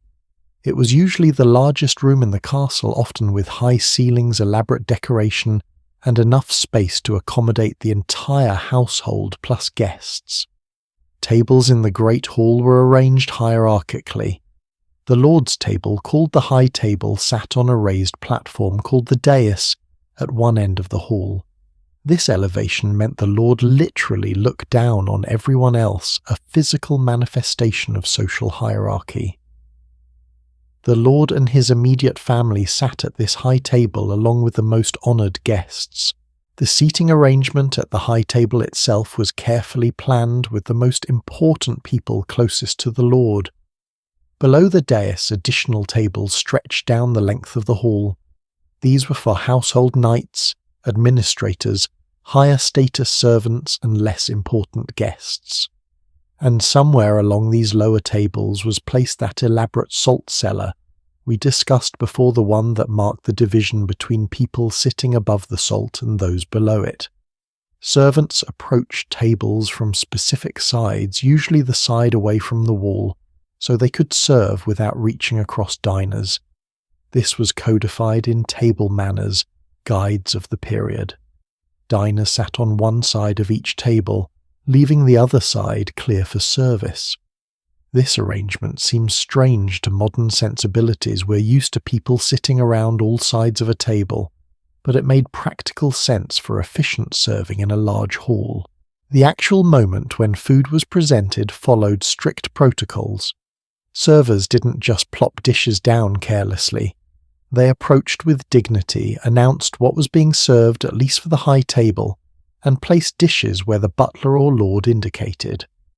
For the most important diners, there might even be a tasting ceremony, where someone tasted the food before the lord to check for poison, though by the 14th century this was more symbolic ritual than genuine security measure. Diners shared dishes, a practice that seems odd to our individualistic modern culture, but was standard in medieval times. A large platter of roasted meat might be placed between 2 or 3 people, who would all eat from it, carving off pieces as desired. This sharing extended to drinking vessels as well. It wasn't unusual for 2 diners to share a single cup, taking turns drinking from it. Trenchers, those large plates or thick slices of bread that served as plates, were also typically shared between 2 people. This communal dining created social bonds but also required elaborate manners to navigate successfully. Numerous guides existed instructing people on proper behavior when sharing food. Don't grab the best pieces for yourself. Don't take too much at once. Don't reach across your companion. Don't drink before your companion if they're of higher status. Don't put food back on the shared plate after you've bitten it. The list went on, a complex code of conduct governing every aspect of shared eating. And through all of this, servers moved constantly, bringing new dishes, removing finished ones, refilling cups, managing the continuous flow of food and drink that a proper feast required. They had to be attentive without being intrusive, present when needed but invisible when not. A good server could read the room, knowing when someone needed their cup refilled, or when a particular dish should be removed, all without being explicitly told. The noise in the Great Hall during a major feast must have been remarkable. Dozens or hundreds of people talking, eating, laughing. Musicians playing from a gallery often positioned above the screen's passage at the opposite end from the high table. Dogs begging for scraps under the tables. Servants moving about with dishes and vessels.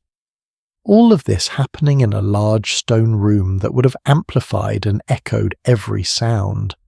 It was festive, certainly, but probably also chaotic and overwhelming by modern standards. After the meal ended, the clearing process began, and this was its own logistical challenge. Everything that had been carried up had to be carried back down. Dirty plates, empty, serving platters, half-finished dishes, leftover bread bones, scraps. The servants who'd brought food up now reversed the process, hauling everything back to the kitchen for cleaning. This downward journey was actually trickier than the upward one because dirty dishes were often greasy, making them harder to grip securely on those narrow stairs.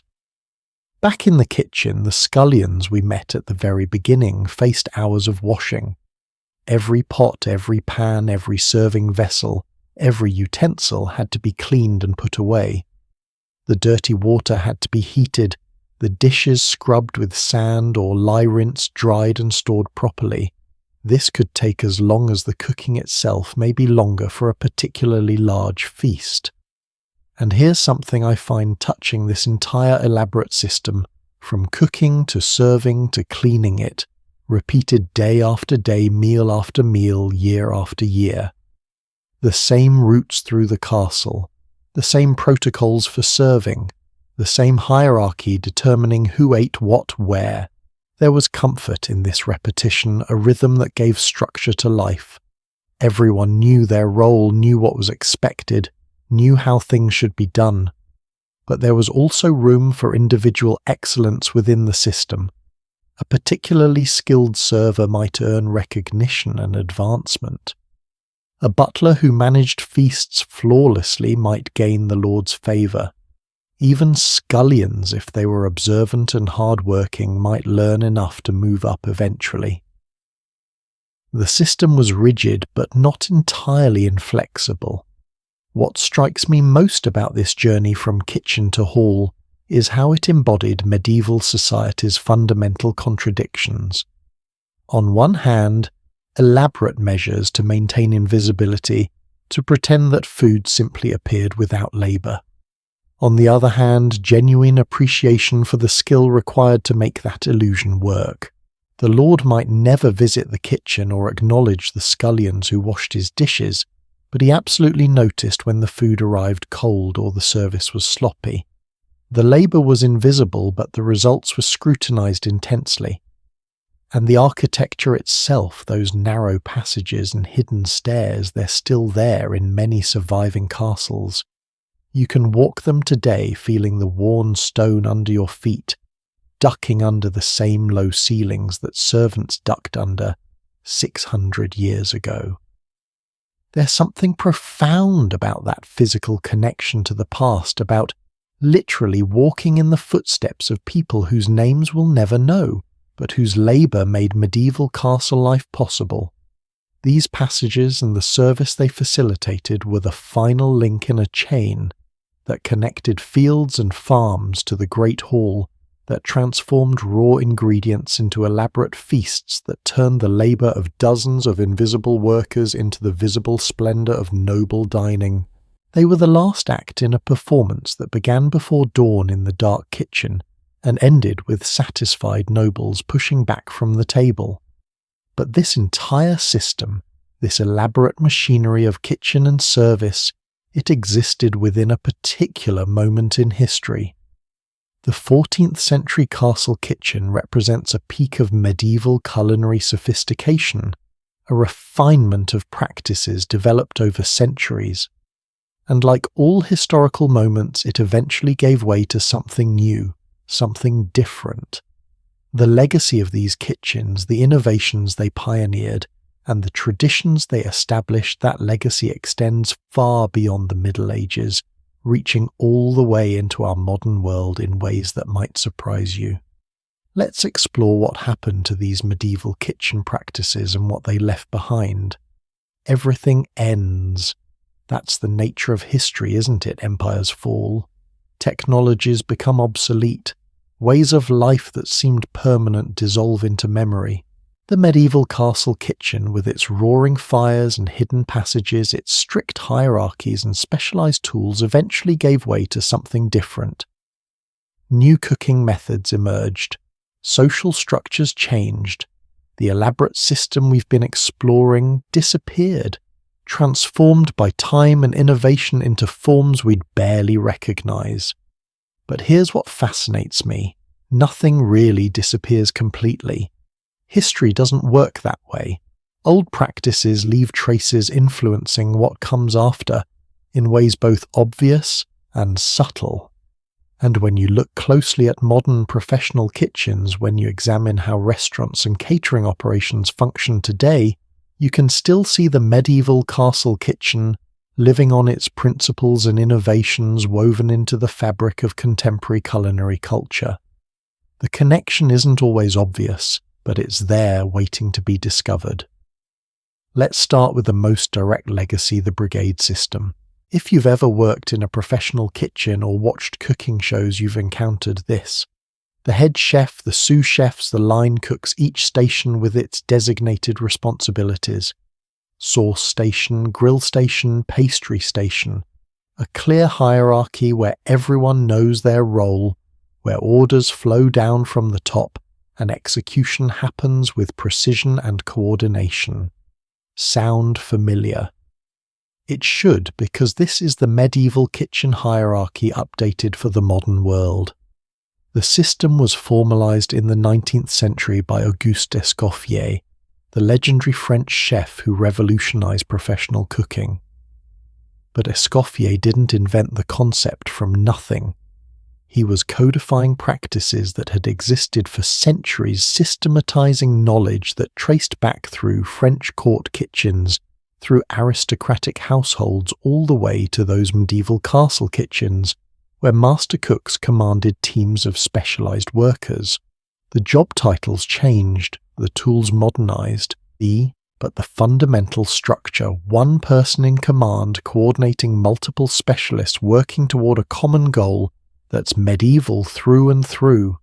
Think about it. The saucier we discussed, the specialist responsible for preparing complex sauces in medieval kitchens, that position still exists in classical French kitchens. The title is the same. The responsibilities have evolved. Obviously, modern sauces use different techniques and ingredients, but the concept of having a dedicated expert whose sole focus is creating the sauces that elevate dishes, that's a direct inheritance from medieval practice.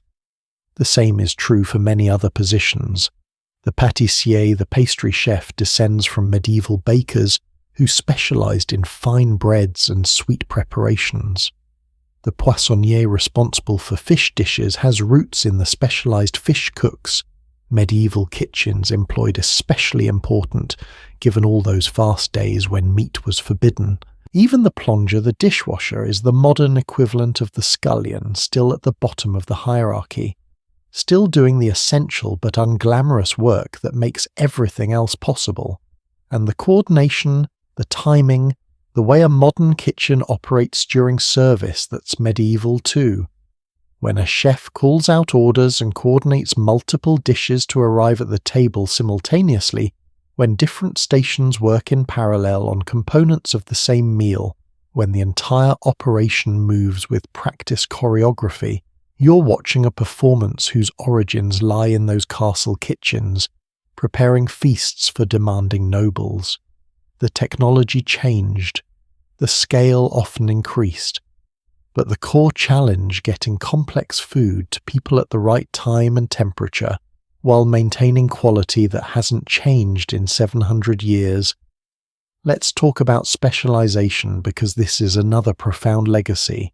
The medieval kitchen's approach, having dedicated experts for specific tasks rather than generalists doing everything, became the foundation for how professional cooking evolved. Before the medieval period, cooking in most contexts was more generalized. Someone who cooked did all aspects of cooking.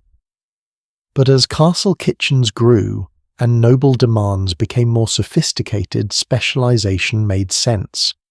You couldn't be expert in everything, so you became expert in one thing. This principle extended far beyond cooking. It's actually one of the key developments that enabled the Renaissance and the scientific revolution. The idea that deep expertise in a narrow area produces better results than shallow knowledge across many areas, that you can organize complex operations by breaking them into specialized components. This became fundamental to how Western civilization organized work. And while the medieval kitchen certainly didn't invent specialization, it was one of the places where the concept was refined and proven effective. Modern professional training reflects this too. Culinary schools don't just teach cooking, they teach specific skills and stations. Students rotate through sauces, then meats, then pastry, building expertise in each area before synthesizing them. This educational approach, learning through specialized rotations under expert supervision, mirrors how medieval apprentices learned their craft. The scullion, watching the master cook, gradually being given more responsibility, eventually specializing in a particular area. That's the ancestor of modern culinary education. Now let's consider physical kitchen design, because the medieval innovations we discussed had remarkably lasting influence. The separation of cooking areas from dining areas, which seems obvious now, was actually a medieval development. Earlier kitchens were often in the same space as dining, with all the smoke and heat and smells that involved. The medieval realization that you could have better results by cooking in one place and serving in another using hidden passages to connect them became standard practice in large-scale food service. Victorian-era grand houses adopted this model directly. The kitchen was downstairs or in a separate wing, connected to the dining room by service corridors designed to keep servants invisible. Hotels and restaurants followed the same principle. Even modern restaurant design maintains this separation. Though the barrier between kitchen and dining room has become more permeable, sometimes even transparent, as kitchens became theatre, rather than secrets to be hidden. The drainage systems, the ventilation designs, the careful attention to fire safety and heat management. These medieval innovations establish principles that still guide kitchen architecture. Modern commercial kitchens have elaborate ventilation systems pulling smoke and heat away floor drains for easy cleaning, fire suppression equipment, all of this descending from solutions medieval builders developed. The materials changed, the technology improved, but the problems and the basic approaches to solving them remained consistent. Storage principles carried forward too. The separation of dry goods, refrigerated items, and frozen items in modern kitchens echoes the medieval separation of pantry, larder, and cellar. The practice of organizing storage by category and rotation, using older stock first to minimize waste, that's medieval warehouse management, adapted for contemporary use. Even the modern walk-in refrigerator serves the same function as those cool underground cellars, preserving ingredients until they're needed. And here's something I find particularly interesting: the preservation techniques. Yes, we have refrigeration and freezing now, technologies that revolutionized food safety and availability. But traditional preservation methods, salting, smoking, fermenting, drying, these haven't disappeared. In fact, they've experienced a renaissance. Artisanal bacon, craft smoked fish, fermented vegetables, aged cheeses. These are premium products commanding high prices precisely because they use old techniques that create flavors refrigeration can't replicate. The farm-to-table movement, which emphasizes local sourcing and seasonal eating, is actually a return to medieval practice. Castle kitchens sourced locally by necessity. They ate seasonally because that's what was available. Modern chefs who prize fresh local ingredients, who design menus around what's in season, who build relationships with specific farmers and producers, they're recreating patterns that were simply how things worked in medieval times. Even the concept of the kitchen garden, now fashionable again in high-end restaurants, where chefs grow their own herbs and vegetables, that's medieval. Those castle gardens that supplied fresh ingredients directly to the kitchen, eliminating supply chain complications and ensuring quality, that model is being rediscovered as superior to industrial agriculture for certain applications. The revival of traditional cooking methods has brought renewed attention to techniques medieval cooks would recognize. Cooking over wood fires, which creates flavors gas and electric heat can't match. Roasting on spits, increasingly popular in restaurants serving whole animals. Baking in wood-fired ovens, which produces breads with textures and crusts modern ovens struggle to achieve. These aren't nostalgic affectations.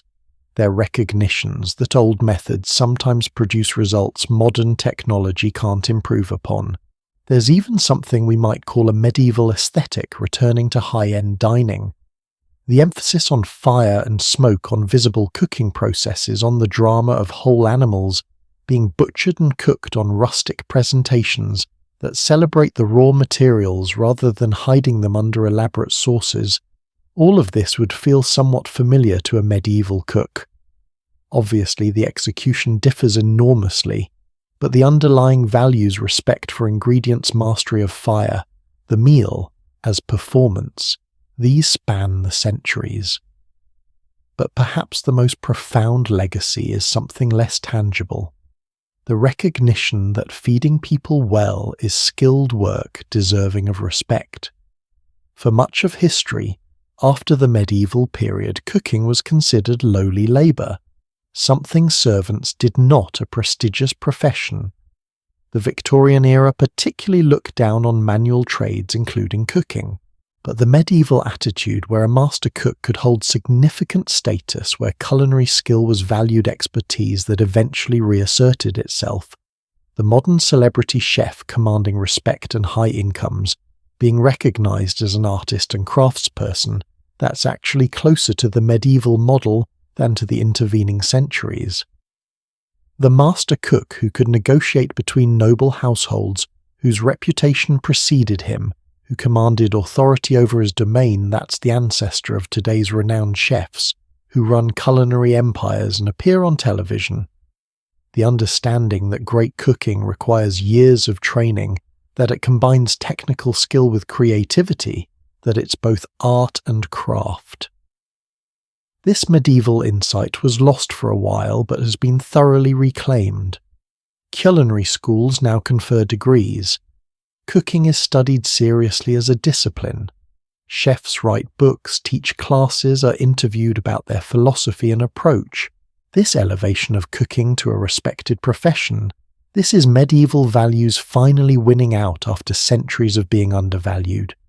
And there's something else, something harder to quantify, but equally important: the tradition itself, the sense of continuity, the knowledge that cooking techniques and kitchen wisdom are passed down through generations. When a chef teaches an apprentice how to tell when bread is done by sound, when they demonstrate the feel of properly kneaded dough, when they share the intuitive knowledge that can't be captured in recipes, they're participating in a transmission of expertise that goes back centuries. This is what I mean by nothing really disappearing. The specific castle kitchens are gone, reduced to ruins or converted to other uses. The social systems that supported them dissolved. The people who worked in them are dust. But the knowledge, the techniques, the organizational principles, the respect for craft, these survived. They evolved, certainly. They adapted to new technologies and social conditions. But the through line is there if you look for it. Visit a castle with a preserved or reconstructed medieval kitchen today. Stand in those enormous fireplaces, walk the service stairs, look at the storage cellars, and then visit a high-end restaurant kitchen. Watch the controlled chaos of dinner service. See the head chef coordinating multiple stations. Notice how food moves from cooking area to dining room through passages designed for efficiency. The connections become visible, separated by centuries but united by fundamental principles about how to cook for many people, how to organize complex work, how to transform raw ingredients into memorable meals. There's something deeply moving about this continuity, I think. In a world that often seems to be changing so fast that nothing stable remains, these connections to the past provide a kind of anchor. They remind us that human problems like how to feed people well don't actually change that much. The solutions evolve, but the core challenges persist, and knowledge accumulated over centuries, refined through countless iterations tested by time, that knowledge has value that transcends any particular era. The medieval castle kitchen represents a particular moment when many culinary innovations came together. Specialized roles, architectural solutions to practical problems, sophisticated preservation techniques, the beginning of professional culinary culture. It wasn't the beginning of cooking, obviously, and it wasn't the end of culinary evolution. But it was a crucial development point, a time when practices were formalized and systematized in ways that proved durable enough to influence everything that came after. And that's the real legacy, not specific recipes or tools, though some of those survived, but the mindset, the understanding that feeding people is important work requiring skill and organization, the recognition that quality matters, that taking care with ingredients and technique produces better results, the knowledge that fire and time and human expertise can transform basic materials into something remarkable. These insights, learned and refined in those smoky stone chambers, carried forward into our world, shaping how we think about food and cooking even now. So as we step back from our journey through these medieval kitchens, as we leave behind the roaring fires and the hidden passages, the hierarchy of workers and the specialized tools, take a moment to appreciate the legacy. Next time you visit a restaurant, look for the medieval kitchen still living in its organisation. When you watch a cooking show, recognise the heritage in its structure. If you make bacon or smoke fish or ferment vegetables, know you're practising ancient arts that kept castles fed through winter. The medieval castle kitchen is gone, but its influence echoes through time, shaping our present in ways both obvious and subtle. An understanding that connection, seeing how past and present interweave, that enriches our appreciation of both. History isn't just what happened before, it's the foundation we stand on, the context that makes sense of where we are. And sometimes, if we're lucky, it's also a reminder that good ideas, truly effective solutions to human problems, can last a very long time indeed. As we conclude this journey through the heart of the medieval castle, through its stone walls and flickering fires, through the lives of the people who worked there and the systems they created, I hope you found something valuable. Maybe it's historical knowledge, understanding a period and place you didn't know before.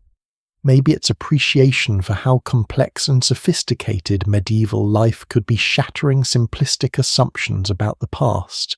Maybe it's recognition of connections between then and now, seeing how our present was shaped by distant choices and innovations. Or maybe it's a renewed appreciation for cooking itself, for the long human tradition of transforming ingredients through skill and care, of gathering to share meals, of the daily work that keeps us all fed. Whatever you take from this exploration, thank you for coming along. The kitchen fires have burned down now, but their warmth remains. There's a castle I visited a few years ago in the south of France, Castelnau-la-Chapelle, in the Dordogne region. It's a magnificent fortress perched on a hilltop commanding views of the valley below. Tourists come for the medieval weaponry displays, for the stunning architecture, for the reconstructed siege engines in the courtyard. But I found myself drawn to a different part of the castle entirely, down a narrow staircase through a heavy wooden door into the reconstructed kitchen, and standing there in the 800-year-old space with its massive fireplace and stone walls, something shifted in my perspective. This wasn't just a museum exhibit, it was a workplace. Real people had stood exactly where I was standing, doing work that mattered, solving problems, taking pride in their skills, living their lives. The stone beneath my feet had been worn smooth by countless footsteps. The walls had absorbed centuries of heat and smoke. The very air seemed to hold memories. I thought about Thomas, our scullion, from the beginning of this journey, waking before dawn to light the fires. About the master cook tasting sauces with that concentrated focus of someone whose reputation depended on getting it exactly right. About the spit boys with their aching arms, the bakers judging oven temperature by instinct, the servants climbing those narrow stairs, carrying precious dishes, trying not to stumble, trying not to fail. All of them gone now, their names unrecorded, their faces unknown. But their work, their knowledge, their daily efforts, those rippled forward through time to reach us. And that's really what this entire exploration has been about, hasn't it? Not just the physical space of castle kitchens or the technical details of medieval cooking, though we've certainly delved deep into both. It's been about recognizing the humanity in history, understanding that the past was lived by real people, facing real challenges, developing real solutions that deserve our respect and attention. The medieval castle kitchen represents something fundamental about human nature, our need to eat obviously, but also our drive to do things well, to organize ourselves efficiently, to pass knowledge to the next generation, to take pride in skilled work even when it's difficult and unappreciated. These aren't medieval values or modern values. They're human values expressed differently in different times, but fundamentally consistent. When we look at those enormous fireplaces, we're seeing problem solving.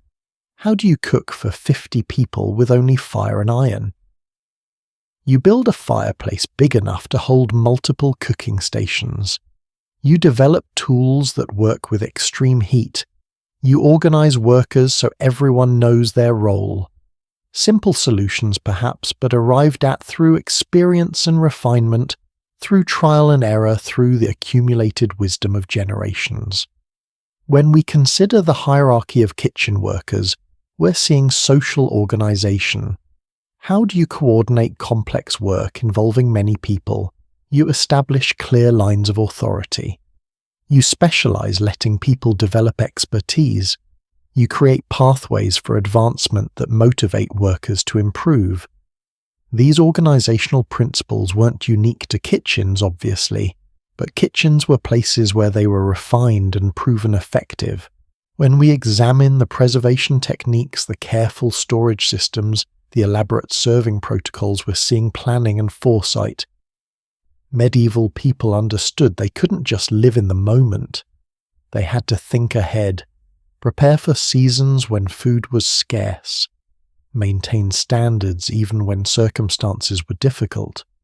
This capacity for delayed gratification, for working today to ensure tomorrow, that's very human and very admirable.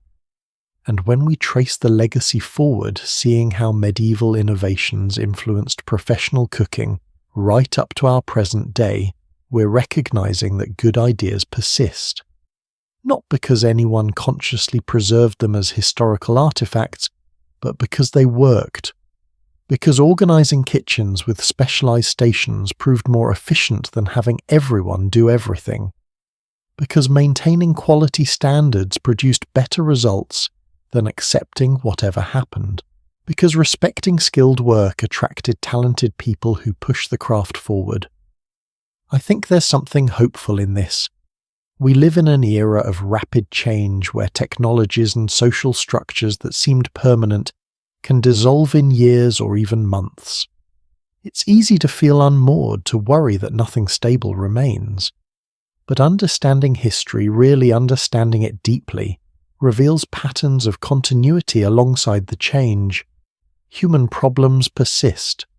Good solutions endure. Knowledge accumulates and gets passed forward even when the specific context changes dramatically.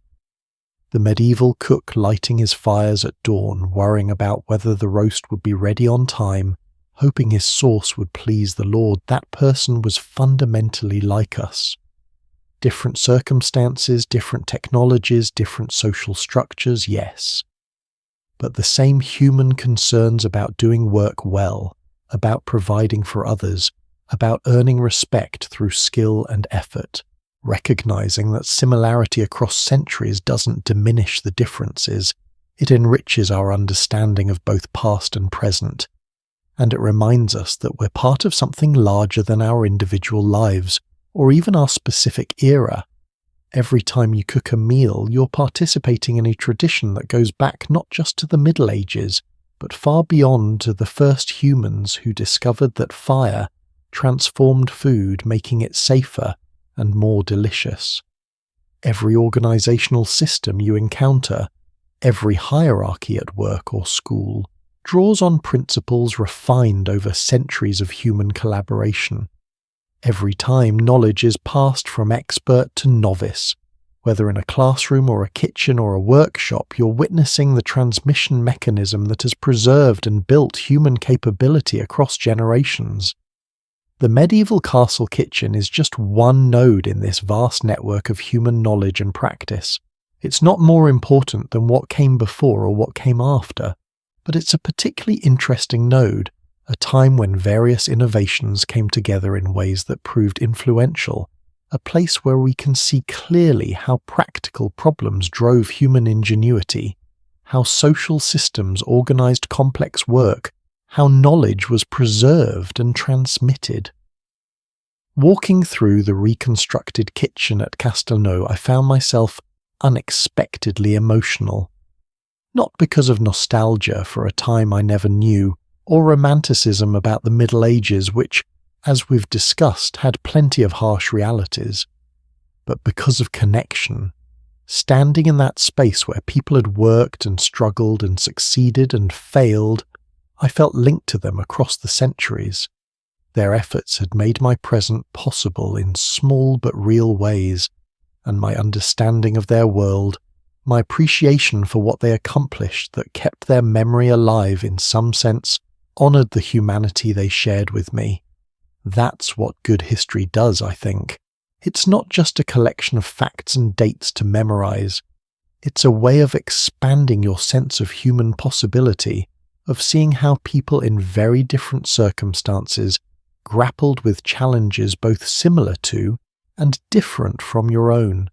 It's a reminder that humans are creative and resilient, that we solve problems and build systems and pass knowledge forward, that the work we do matters even if our individual names get lost. As you go about your life after this journey through medieval kitchens, I hope you'll carry some of that perspective with you. When you cook, maybe you'll think about the long tradition you're part of, the accumulated knowledge that makes what you do possible. When you encounter organizational systems at work, maybe you'll recognize principles refined over centuries. When you visit historical sites, maybe you'll look beyond the obvious attractions to the everyday spaces, the kitchens and workshops, the places where regular people did their work, and maybe you'll develop a deeper appreciation for the continuity that underlies change, for the human constants that persist, despite dramatically different surface conditions. The medieval castle kitchen is gone, but what it represents, human ingenuity applied to practical problems, knowledge preserved and passed forward, pride in skilled work, community effort toward common goals that's very much alive. I want to thank you for staying with me through this exploration. 2.5 hours is a long time to spend learning about anything, let alone medieval kitchens. The fact that you're still here, still listening, means something. Maybe you were just curious about history. Maybe you love cooking and wanted to understand its roots. Maybe you stumbled onto this by accident and got drawn in. Whatever brought you here, I'm grateful you came along for the journey. If you enjoyed this, if you found value in this deep dive into a specific historical topic, I hope you'll let me know. Leave a comment sharing what surprised you most, or what you'll remember, or how this changed your thinking about the past or about cooking. Subscribe if you want more historical explorations like this one.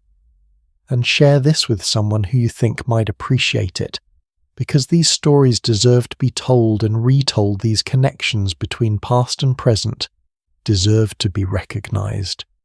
History isn't just dusty textbooks and distant dates. It's the foundation we stand on, the context that makes sense of our present, the reminder that we're part of something larger than ourselves. The medieval castle kitchen, with its roaring fires and specialized workers, its careful preservation, and elaborate serving, its innovations and traditions, that's one small piece of the vast human story. But it's a piece worth understanding, worth appreciating, worth preserving in memory. So thank you for exploring it with me. Thank you for your time and attention. Thank you for caring about the past and how it shaped the present. The fires in those medieval kitchens have long since burned out. The workers are gone. The castle walls stand silent. But the warmth of human effort and ingenuity, the light of knowledge passed forward through generations, that continues to burn, illuminating our path forward. Until next time, take care of yourselves. Keep learning, keep questioning, keep appreciating the long human story we're all part of, and maybe the next time you light your stove or step into your kitchen, spare a thought for those medieval cooks who stood before their massive fireplaces, facing the same fundamental challenge you face, turning raw ingredients into something nourishing and good. You're more connected to them than you might think. I'll be back soon with another story from history, another deep dive into a specific time and place, another exploration of how the past echoes into our present. There's so much more to discover, so many fascinating corners of human experience to illuminate. I can't wait to share the next journey with you. Until then, stay curious, my friends.